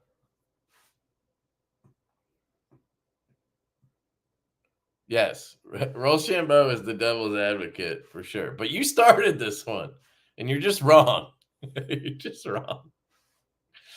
I But know see, that knife opinions are just that. They're subjective. So this is why I Rochambeau love. is This is why I love. absolutely as accurate as you are. This is why I love Juhvon. I love Rochambeau. We can, we can have these conversations. They're conversations. We're not arguing. We're not hating on each other. We're just talking about. We're disagreeing on the knives. It's not, we're not at war. Not at all. But you're wrong. We all like different shit. Yeah. If you were here, Roll, I'd put this ball sack right on your chin. Found the Pulse. Forgot what color it was. It's black. Oh yeah, that was interesting. He just did that drop of the Pulse, and then now he's doing Ultim ones and another one or something. I saw a lot of things in Ultim on his Instagram. I didn't pay much attention to it. Yeah. Did you take your Pulse apart? We were at war the other night, dude. You were talking shit on what was he talking shit on the other night? Y'all were talking, Donnie, and you I were went on talking a rant about the other night. excessive Yeah, what was profit. that? It was the pricing for Jack Wolf, I think. Yeah. Yeah. Fuck you, Patina. No, we're not at war, dude. That's funny, Rochambeau. There you go. Fuck yeah, dude. But that's the thing. That's why you wait for Black Friday, right? I don't know. Is Kershaw doing a Black Friday deal? Is the live wire $150 right now? I think not, sir. They won't even fucking let you put a fucking discount on it, I bet. So take that, motherfucker. I counter your counter with my counter. And my red lights, because they're cool. Dude, these red lights, Merceau said secondary lights are a novelty, to which I say they're fucking awesome, and I'm a kid. Like, what do you mean? This is amazing. In the red light just so people can find you, or does it help see at night? So this light right here, you can do red, blue, or green, and you can actually just change it. You can't do all at once, but you can pick which one. You don't have to like take the thing apart and like fuck with it. It just has all three built in, which is fucking amazing in my opinion. Now I do wonder if that means it's I do think maybe that means it's less bright than another one would be where you actually switched it out. I'm not sure. Anyway, but yeah, you can just switch it out. Red, so the colors, it works this way. The secondary colors you can get on flashlights are red, amber, blue, and green. This just has red, blue, and green because I think amber is basically red. It's just like a little bit different. And I'll pull this down. You guys have enough of this awesome looking knife? So red is really good for at night. It preserves your night vision. So like if you get up in the middle of the night, take a piss, you could turn it on and go take your piss. And then when you turn it off, you won't be like fucking blind because that's what happens to me. You like use the flashlight for a second and then you turn it off. Your eyes adjusted. Now it's pitch black and you're like fucking stumbling around. Well, the red one it keeps your night vision preserved. The blue does not penetrate skin. So like this, you see how you can like see the red through my fingers and shit or whatever? Like when you put a flashlight up to your hand, it like turns red like that, right? Yep. The blue light doesn't penetrate as well. So it's really good for like my situation at night where you want to not wake up your loved one. The blue won't penetrate their eyelids. So like it's much better for that situation. And then green is humans apparently pick up green really well. It's like the color that we see the best. So that one's like for seeing very well. Like what they say is it's really good for like reading maps and shit. The green. Interesting. So that's why there's different ones, and those are the reasons. So I wanted to try red first. Every time I tell my wife about it, I'm always like, yeah, I got this one with the red. I got this one with the moonlight, so I don't wake you up. And she's like, Kev, I have never complained once. You've never woken me up with a flashlight. You're overthinking stuff. It's all in my head. Yeah. This is a project, and I do love it. My rebuttal to that is, yeah, that's because I care, and I use the moonlight mode. You proactively thought about her. But I like this so much that I am going to get the bigger one. Never has happened. Green for maps, blue for blood, red for night vision. There you go. What do you mean for blood? It's not UV though, is it? Or is it like on that spectrum or something? Is it a hunting thing? I don't know. I'm just asking. Or are you just being a dick? I'm just trying. I didn't know if you were messing around.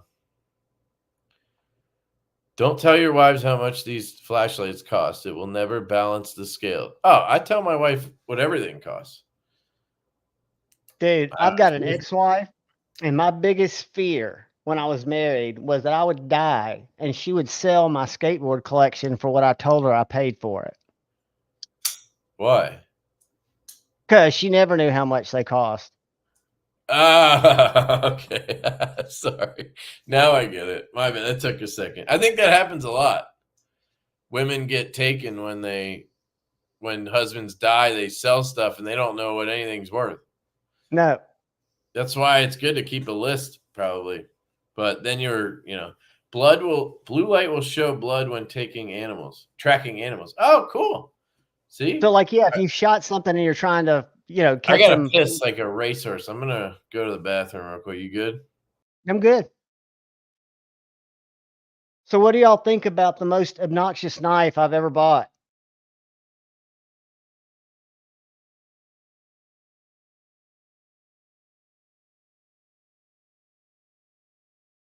I saw this on Metal Complex's channel, and yes, I've been carrying it in my left pocket, and it carries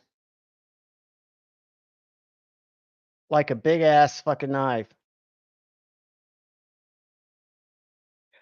CB, believe it or not, most of my boards are long boards.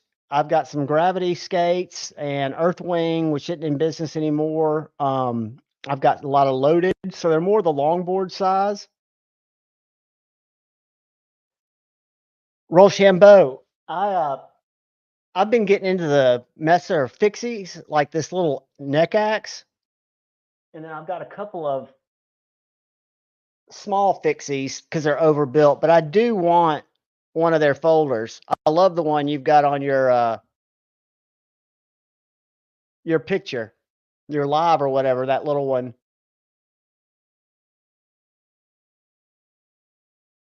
But they make cool shit. Again, this was nothing at all that I needed. This is a not need knife. Now, I do think it would work around a campsite really well. But a lot of what I like about knives are just the craziness, whether it's a big ass crazy or it's a little tiny crazy. To me, that's just kind of attractive. Later, JD. Thanks for stopping by, dude. The little finger axe is dope, and it's so well jimped. I mean, it's jimped from right here to right here, all the way around. Satu would approve. This might go to Satu. Oh, did you see Roll's comment? To my Formax? Have you seen that, Kevin? What? What Satu did to my Formax? You throw it in the trash? Nope, let me grab it. That tiny axe is interesting but useless. But then again, check this out. I have a Bally fork, so. Notice anything different about that? Does it have a hollow grind? Dude. Okay. It's hard. I don't know that knife very well, so it was my guess. It used to be a flat, and Satu kept the tip flat, so it'd be still stiff. Yeah. But he grinded the fucking, I mean, this thing is a laser beam. Nice. He did my 80-15, and then I had a Tucson, a big Tucson that was blacked out, and I didn't expect the blade to come back black. I expected it to come back with grind lines on it. He fucking matched the color. Gym mod. Josh, I'm getting ready to get my 80-10 reground and my half track.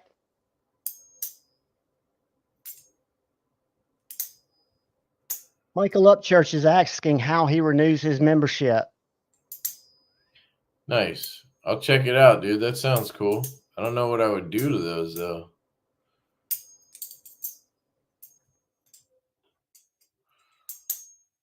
Does sound cool, though. I love the glow ring in the Okluma. That thing's awesome. When you turn it off, you just get the front glows like really bright. It's nice. I've got one of those on my Meritex.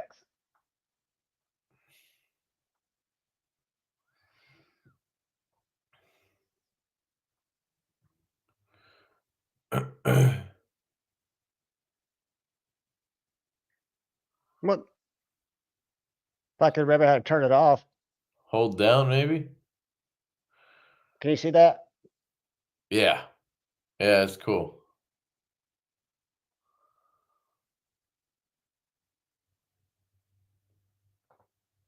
Later, man. Thanks for coming by, dude. Take care, Rochambeau. Man. Now go buy that Axial. We all know you're going to do it anyway. They're in Utah, man.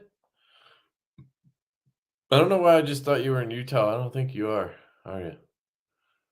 I guess because Josh, I agree, and I would have never thought about sending it off because it does cut good for a hinderer. But if you watch Satu's Sunday little stream he did from last week or the week before, he did a regrind on one of these for somebody, and it is just, I mean, it looks amazing.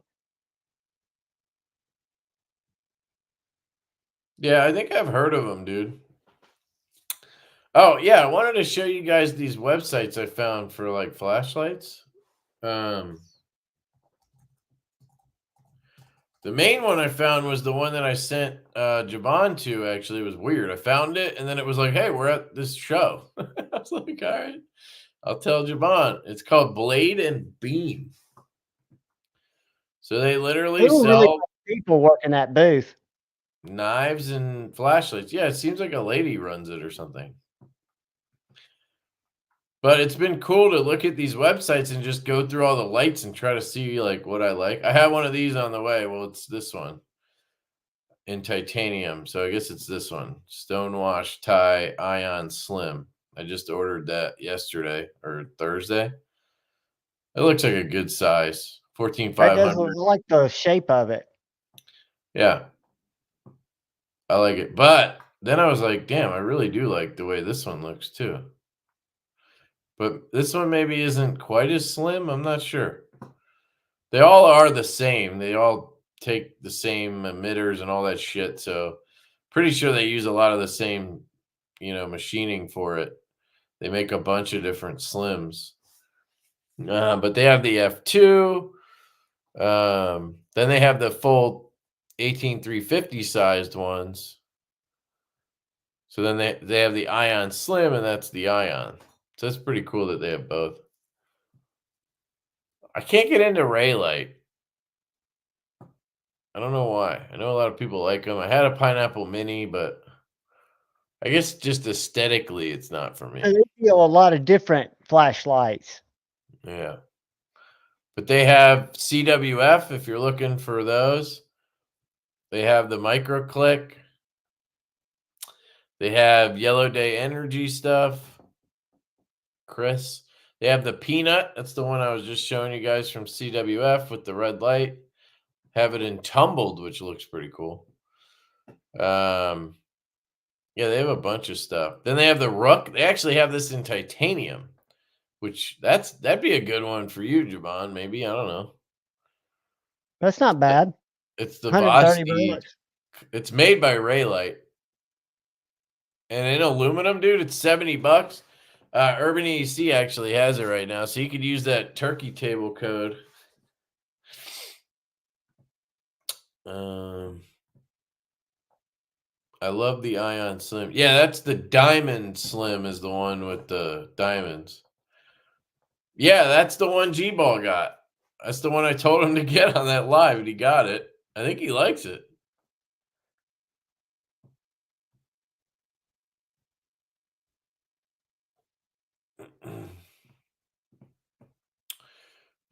So anyway, that's Blades and Beam.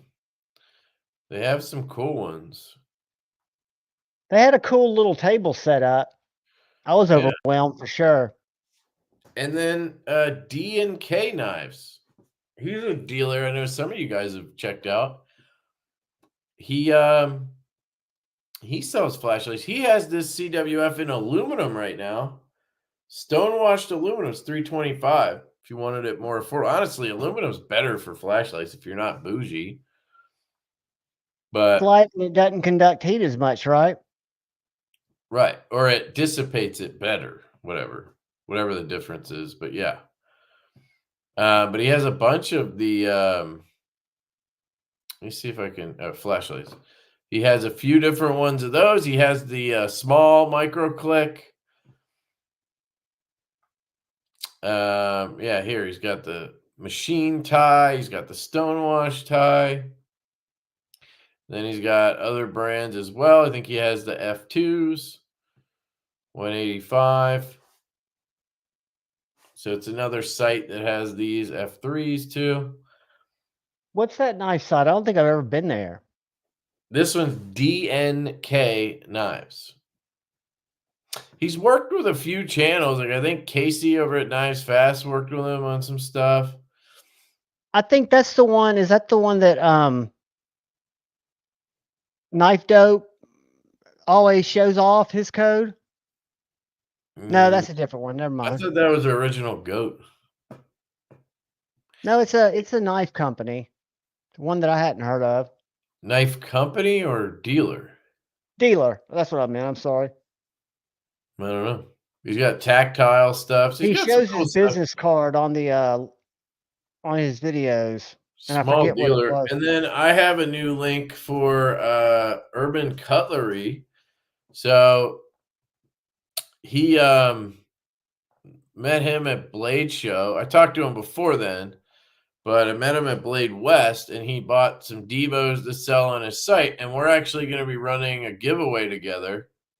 So let me I'll throw the my link in the chat in case you guys are interested. But yes, he does have a DNK code. There you go. So check out Knife Dope's code. If that flashlight with his code, I don't know what the code is, but Knife Dope probably you could save some money on a fucking awesome flashlight. Also, this one right here is available at Urban EDC with turkey table for 20% off. You can get this for like $490 right now in titanium. If anybody's bougie like me. All the Divos are sold out at Urban Cutlery and Lifestyle. So this is what I wanted to talk about to you guys. Jesse is the guy over at Urban Cutlery.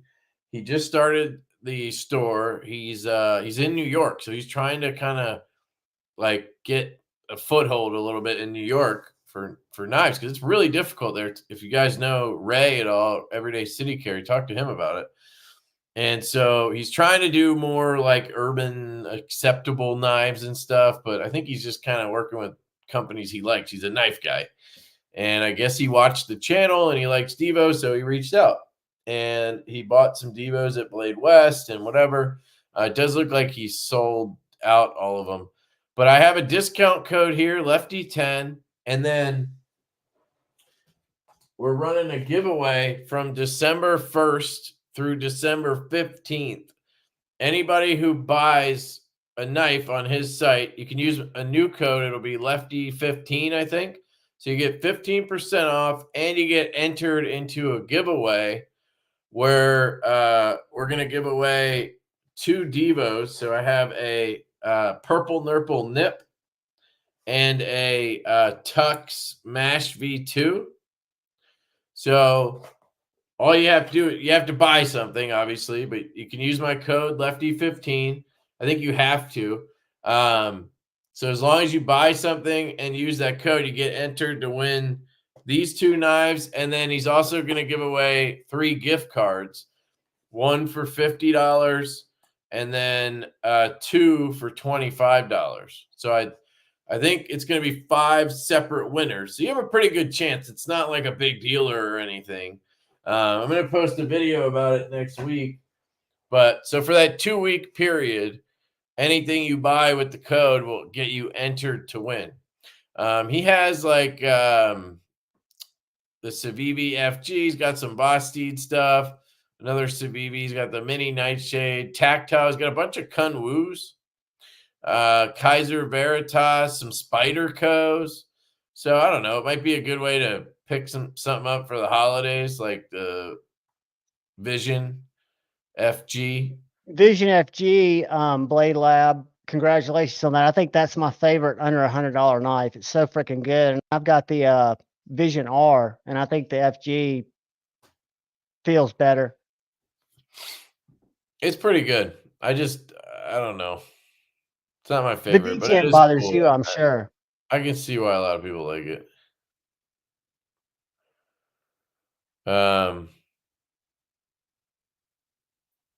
So it says aluminum is exothermic. Most metals are endothermic. Aluminum doesn't hold heat. Okay, M-Bomb. Very interesting. Rayleigh is a good middle ground for people that want. Yes, I agree. I did tend to have issues with the pineapple minis. The switches would shit out, but that's why I heard from La Lima. The reason it took them so long to do a clicky Hoku was because they were trying to find a reliable 10440 size switch. And CWF, he had to I think he invented or whatever. He designed that switch specifically for that micro click light. And I've had to send my micro clicks in a few times. So I think that size flashlight with a clicker, just tail switch, doesn't work too well. So I'm sure if you got a ray light that was larger, it'd probably be a lot better. Blade Lab, I agree. And if you take it apart, it's different. And Snex lock, the super lock came before the shark lock. You found your Okluma, dude? That's awesome. Did you find the other ones your wife threw away? You still rocking the F2 for your walks and outdoor work? I've been using that E7 Woobin headlamp, man, because I have to be out there watering these trees all the time. It takes a while, and it frees up my hands. I really love that headlamp. I haven't carried the F2 since I got the Okluma. That's kind of how I work. It's like the same thing with knives, man. I get new shit all the time. So I'm always trying something new. So we'll see if it sticks around long term, but I love it. I mean, it's a great light. Right now, this is in my pocket as of today. So the Okluma's out, and I got the Peanut in, and I actually like the size. I thought I was going to hate a 18350, but I like it quite a bit. But then the La Lima will show up, so it's just like this process. But I plan to rotate more once I'm going to run out of lights. There's no way that I can keep this up with flashlights because there's just not a lot of options. Matt, it was a big thing that happened yesterday where a bunch of people got flagged. And if you just appealed it, then the people reviewed it. Most everybody got their stuff back to free reign. They don't ship to Canada? You could reach out and ask them. I would say if it's just one time, hit me up, but then I get like 20 guys hit me up. It happened last week. I got hit up by a bunch of dudes. And I really like to help people out with Canada, but it also gets overwhelming. And so it's like proxying is, I wish that there was more people like me that would do it. So then everybody could just have a person. Like I do a lot of proxying for Josh in Australia. You got to take them apart, don't you? No, not always. It depends. If you send it UPS, you usually don't, but I know they're cracking down more now. Headlamps are the best for double-handed work. Just makes you look like a coal miner. Yeah, I look sexy in a headlamp. Nope, those are gone. Well, at least you found that. The super lock, the problem with the super lock, at least on the original one, the Vision R, was the way the lock was designed. It fucking hurt. It really hurt to use. The shark lock. It does not hurt. I had one, dude. I fucking hated it. You have to use the tip of your fucking index finger. It's annoying. The shark lock was like that, but then you got used to it. I never got used to that one. I also sold it like 10 minutes after I got it, so maybe. What's up, Troy? Oh, I was about to say, did I show my card thing earlier? You did. But more people have come in. I was about to take it out, and then Troy showed up anyway. So check this out. He made me this card sleeve. I won't lie, Troy. At first, I was like, I don't know. It's kind of like it's a little fat for like a wallet. But then I put my cards in there, and I was like, okay, yeah, this is because it's slim as fuck. Ghost leather. Look at that shit right there. And I saw you, dude. I see you sneaking your fucking logo on the inside, you bastard. Tagging my shit. He's tagging my shit. Look. Can you see it in there? All right, pivot boy. You see it down there? Look at that. He snuck a fucking pine tree in there, that bastard. But yeah, I'm digging it. It just disappears like it's gone in my back pocket. I could put it in any pocket. That's what she said. Then I also got a new slip here for my little bro. This is for the flow party. Look at that. That's sick. Ghost leather again. And then I got one for the hedgehog. Blade Lab, you'll develop a little bit of finger callus. Yeah, see? That's fucking annoying that you have to do that. This looks sick. What, develop finger callus? Yeah, it's so gay. You shouldn't have to develop a finger callus for a knife. Dude, when you first started flipping a thumb stud knife, it didn't feel good. What? When you first start flipping any knife, like a thumb stud knife, and you've never flipped one before, you have to develop calluses. Look at your fingers. I have baby hands, man. I don't know what you're talking about. Mine are You don't have fine. baby hands, dude. You got knife flipper fingers. Gotta use your nails, man. You get under it. Can't use your nail on a fucking shark log. Yeah, I think you just got pussy hands. Oh, I don't know if I showed everything that came in. Let me do that real quick, and then we should do this giveaway. I should go to sleep. But yeah, I got this Fenrir Lefty in from somewhere. I'm guessing from Concept. Oh, I finally got my slip 7 in the slip, and it's working pretty well. It's breaking in, so I can actually get it out.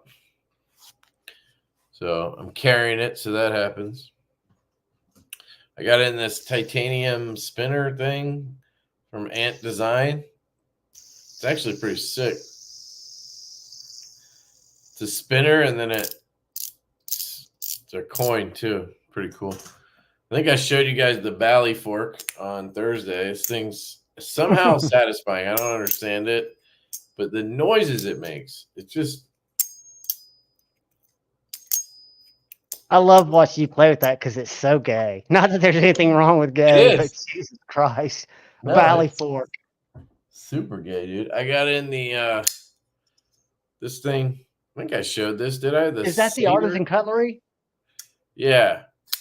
The Satyr. How is that? It's all right. It's not my favorite knife ever, but he always does solid designs. Thin, good hole shapes. For right-handed people, his knives are good. They're just not lefty friendly. The Bridgeport I showed. 1827. When did you get that in? I don't know, the other day. Is that a new Bridgeport? There's one in the pass around. Whoops. Yeah, it's a new Bridgeport. Nice. Yeah. Check out the pass around, man. And then Urban sent me a Monaco. Such a good knife from Anso. That's a cool little knife. Baby Barlow. I think all of these are in the sale right now. Turkey table, baby, 20% off. And a F5 in fucking jade. I actually kind of like it. That's such a good knife. Dude, these break in so good. I think that's everything. What about you? You show everything already? I got in my little ProTech PT207, which makes me want an SNG. And then, yeah, I think I showed pretty much everything. Yep. I've been sharpening this little tiny J-Cal I got. Only rock the mustache. Hell no, man. That is a little slicer, dude. It looks like a utility knife. Yeah. I got 2 of them. I got a Kill Bill. Where'd that one go? It's right here. It's just a great shape for. This is a full flat. That's a wild knife, dude. Jason designed some weird shit. Funny, dude. You want to see a wild knife? That hurt my eyes to look at. Let me show you one that'll hurt your eyes. And I love it because I think it's so unique. See that right there? Put some eye drops in. Watch this. Oh my God, dude.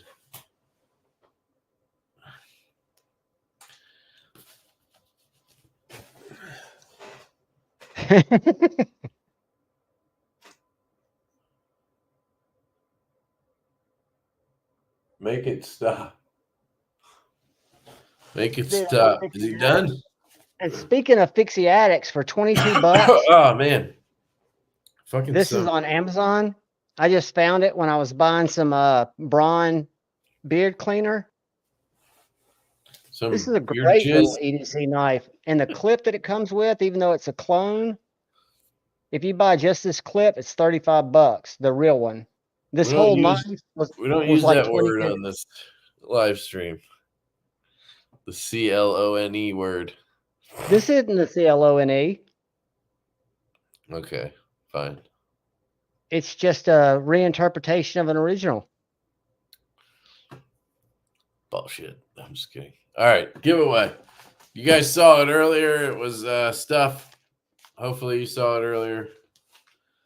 Concept, Reverie, quick release, and a pen, through night pen. Yeah, the little short pen.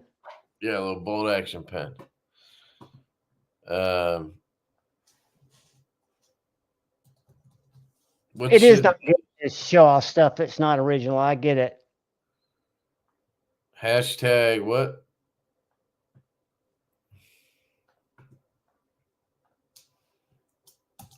Brian F.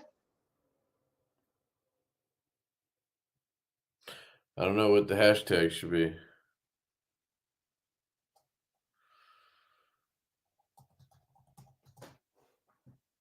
Hashtag Shill. Oh, too late. Gotcha things. I'm a hoarder. I don't have 2,000 yet. I keep giving them away to make room for my addiction. Yeah, you must have a lot of knives.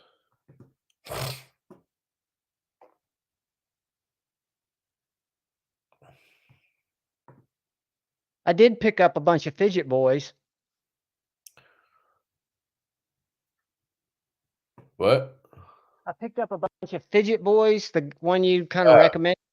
Yeah. His stuff's amazing, dude. It's great stuff, dude. I haven't gotten any of his coins. It's not worth spending the money on other stuff anymore. His sliders are amazing. Good. Yeah. I don't know why I can't hear it, but it should be clicky as fuck.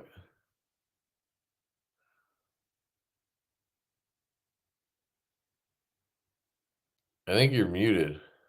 Am I muted? Now you're not. Can you hear this? I've got some kind of noise. Yeah, it like cancels it out. It thinks it's background noise. Yeah. I need to change that setting. Mayor Salt, I agree. I really like the fidget boy stuff. Yeah. I have this stack. I need to give away some probably. I have this how do you like the long one? I was looking at it, but I just couldn't see it. How's I like them because you can go up and then just like flip it around. They're not my favorite, but it's cool. Then I have the little keyboard one, Game Boy one. Yeah, I've got that one. And then I have a he calls it the Boo Boo Boy because it looks like a Band-Aid. And it's his first fully enclosed one. Like it's all printed in one piece. Yeah, I've got that one in this color. Yeah, and then I have this Speakeasy EDC one. I think it's like a group one. That's my favorite. It's got the best sound. I think this is my favorite. Yeah, it's same size. Just the perfect size little slider, right? They are, and they're not heavy. No, and they snap. Dude, I've said this before, and I know people fucking don't agree with me, but this is, to me, as good as a Modusworks wrapped. It's as good as a Compaform slider, a Magnus. It's just that good. It just fucking snaps, pops. It's amazing, and they're like $30. Yeah, I love that. And then I have the Nano, S Nano. I love this thing.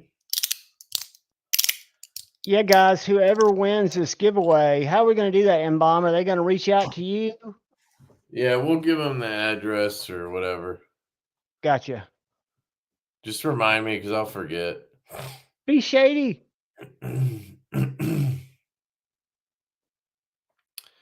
Yeah, you just can't always use it. That's the thing. Like, I get it. But there's just times where I prefer to use something smaller or, public places or stuff like that. Or if I'm like right next to my kid, that's one other thing. If I'm on the couch right next to my kid, I don't want to be flipping a knife open and close like crazy. So sometimes a fidget just comes in handy. But I do use them like way less than I used to. Now I mostly just use them like in between stuff at work. I'll just pick it up and spin it a little bit, daze off for a second, and then, snap back. I don't really use them all that much anymore out of the pocket, but I do carry one most days. All right, I'm going to pull this. I really should get a snack and go to bed. Good luck.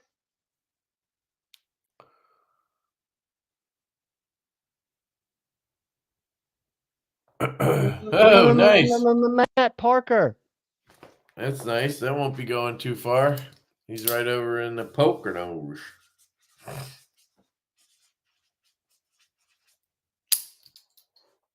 Congrats, dude. Just shoot me a text. I don't even have to give out my email. One other thing I got in was a lynch clip for my Mordax. What? A lynch clip for my Mordax. Huh. I didn't know they made those. They just started making them. I wanted to try one out. I just got this back from ProTech because my other one had detent lash. And they sent me a new one. Great customer service. It took like 8 days, I think. And I got an email when they received it, and an email when they gave it to their makers to try to fix it, and an email when it was shipping back FedEx next day.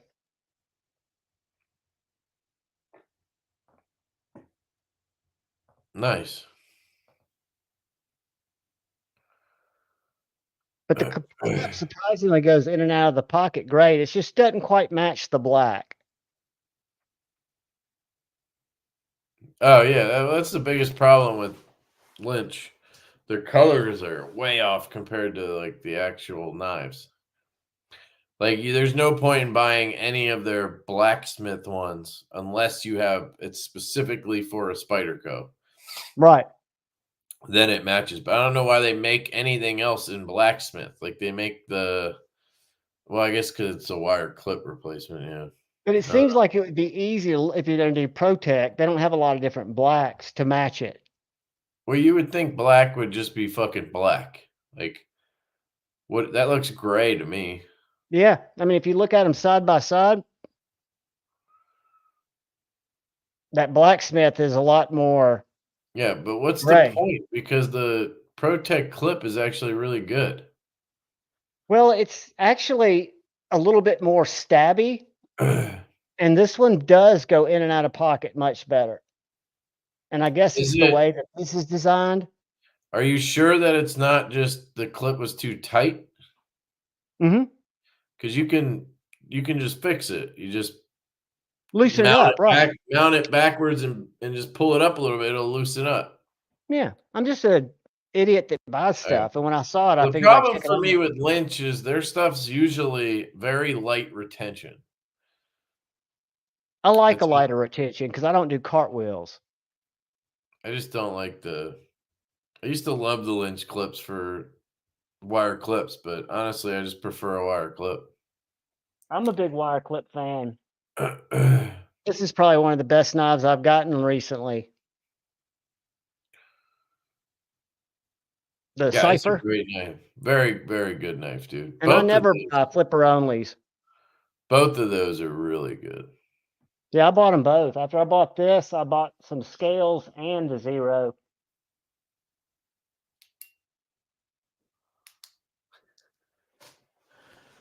Dude, Jesse, I agree. It is kind of pokey. Love this red.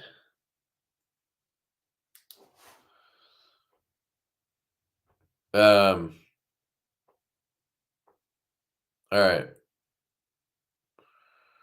Matt Parker, I recommend lemon pepper. What? Matt Parker just sent Mateo email. I was just giving him my flavor recommendation. Lefty Luciano, baby. Oh, did you see this? You showed it early. That's the beard comb, right? That Jacob designed? Yeah. It works. It's really good. Are they going to be selling them, or do they all just go through the He has them on Kickstarter? his website right now. They're $35. And I have a Fuck link. you. No, I have a code. Lefty10 works on his website. Hold on, let me get there. It's not like an affiliate thing. It's just you can get a discount. I'll pull it up. Is it It's on your actually Blade Work site? no, Here we now go. it's Jacob Lundquist Design. I got it. But I think if you go to Kvist, it just pulls it up. Here you go, guys. I'll share Accessories parts. it. Right there. $39. Sorry. Dude, I don't see it on mine. Just go to the homepage. Go to shop. I'm at the homepage. There it is. Featured products. Yeah. PayPal. Do I want stonewashed? Ooh. Yeah, you can do blue. It costs more though, but I think $5. I want blue. let me see. Where's the discount area? Maybe you got to do it at checkout or something. I don't love this website server thing. But yeah, a Lefty10 should work. Only 8 in stock, getting ready to be 7. Let's put Yeah, in it's really Lefty10. cool. I gotta say, I was pretty skeptical. I kind of do wish that he got rid of all this. I wish he had just brought up this bottle opener part to the top and then extended the comb part out to here. But he wanted to have all the other functions that I won't ever use. But I get it. It's, it's mostly he made it knowing it's a silly kind of gimmicky thing. But it really does work as a beard comb. I was trying to get a thumbnail yesterday and I'm like sticking it in my beard and trying to take a picture. It was impossible. It doesn't have a place to put a code anywhere. It does probably when you go to the final checkout or something. Oh, I'm in the final checkout. This is what I'm saying. None of these fucking codes and shit work. Hold on, Not that it matters. I'm just going to PayPal it and get the fuck out of here. Let me see though. Maybe it's on PayPal where you put it in. You know what I mean? If I go to checkout, let's see, checkout.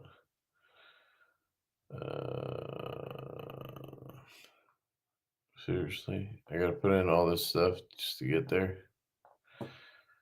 Okay, next. So I want to do that. I don't want to do PayPal credit. Credit card, billing. Yeah, I don't see it either. It doesn't matter. It's not expensive. I know, but it's still odd. Supposed to have the thing. But yeah, I mean, what is it, like $4? Yeah. Save you $4. But you want to, if you're promoting his code, you want to know that it's a code, right? Yeah, I mean, he's told me the code works, so I don't know. Jim-Bomb, I finished my last bag of jerky, so I'm back in the market.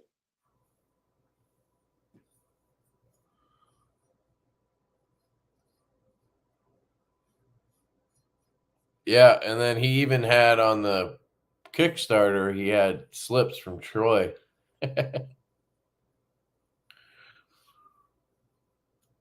I love my little vanish. That was my first picture I think I posted after I got my things fucked up. My my flags post.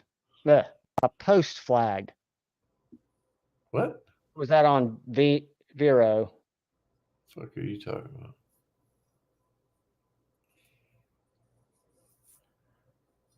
Yep, that was my first knife picture I posted. There it is. I got it. hooked in there now. See? All right. I'm going crazy. Is there anything you wanted to mention before we close it down? Love you guys. Appreciate y'all hanging out. I hope everybody who was affected by the Instagram snafu just went ahead and appealed and has gotten your shit back. Took about 20 hours for me. Just appeal it and make sure you guys are tagging and sharing. That's the thing. Just tag and share, and nothing will change. You know, that's what we've been doing. So, all right. We love you guys. Hope you have a great night, and see you next week. Oh, if we don't see you, have a great Thanksgiving and Black Friday and all that good shit. Love you guys. Peace out, guys.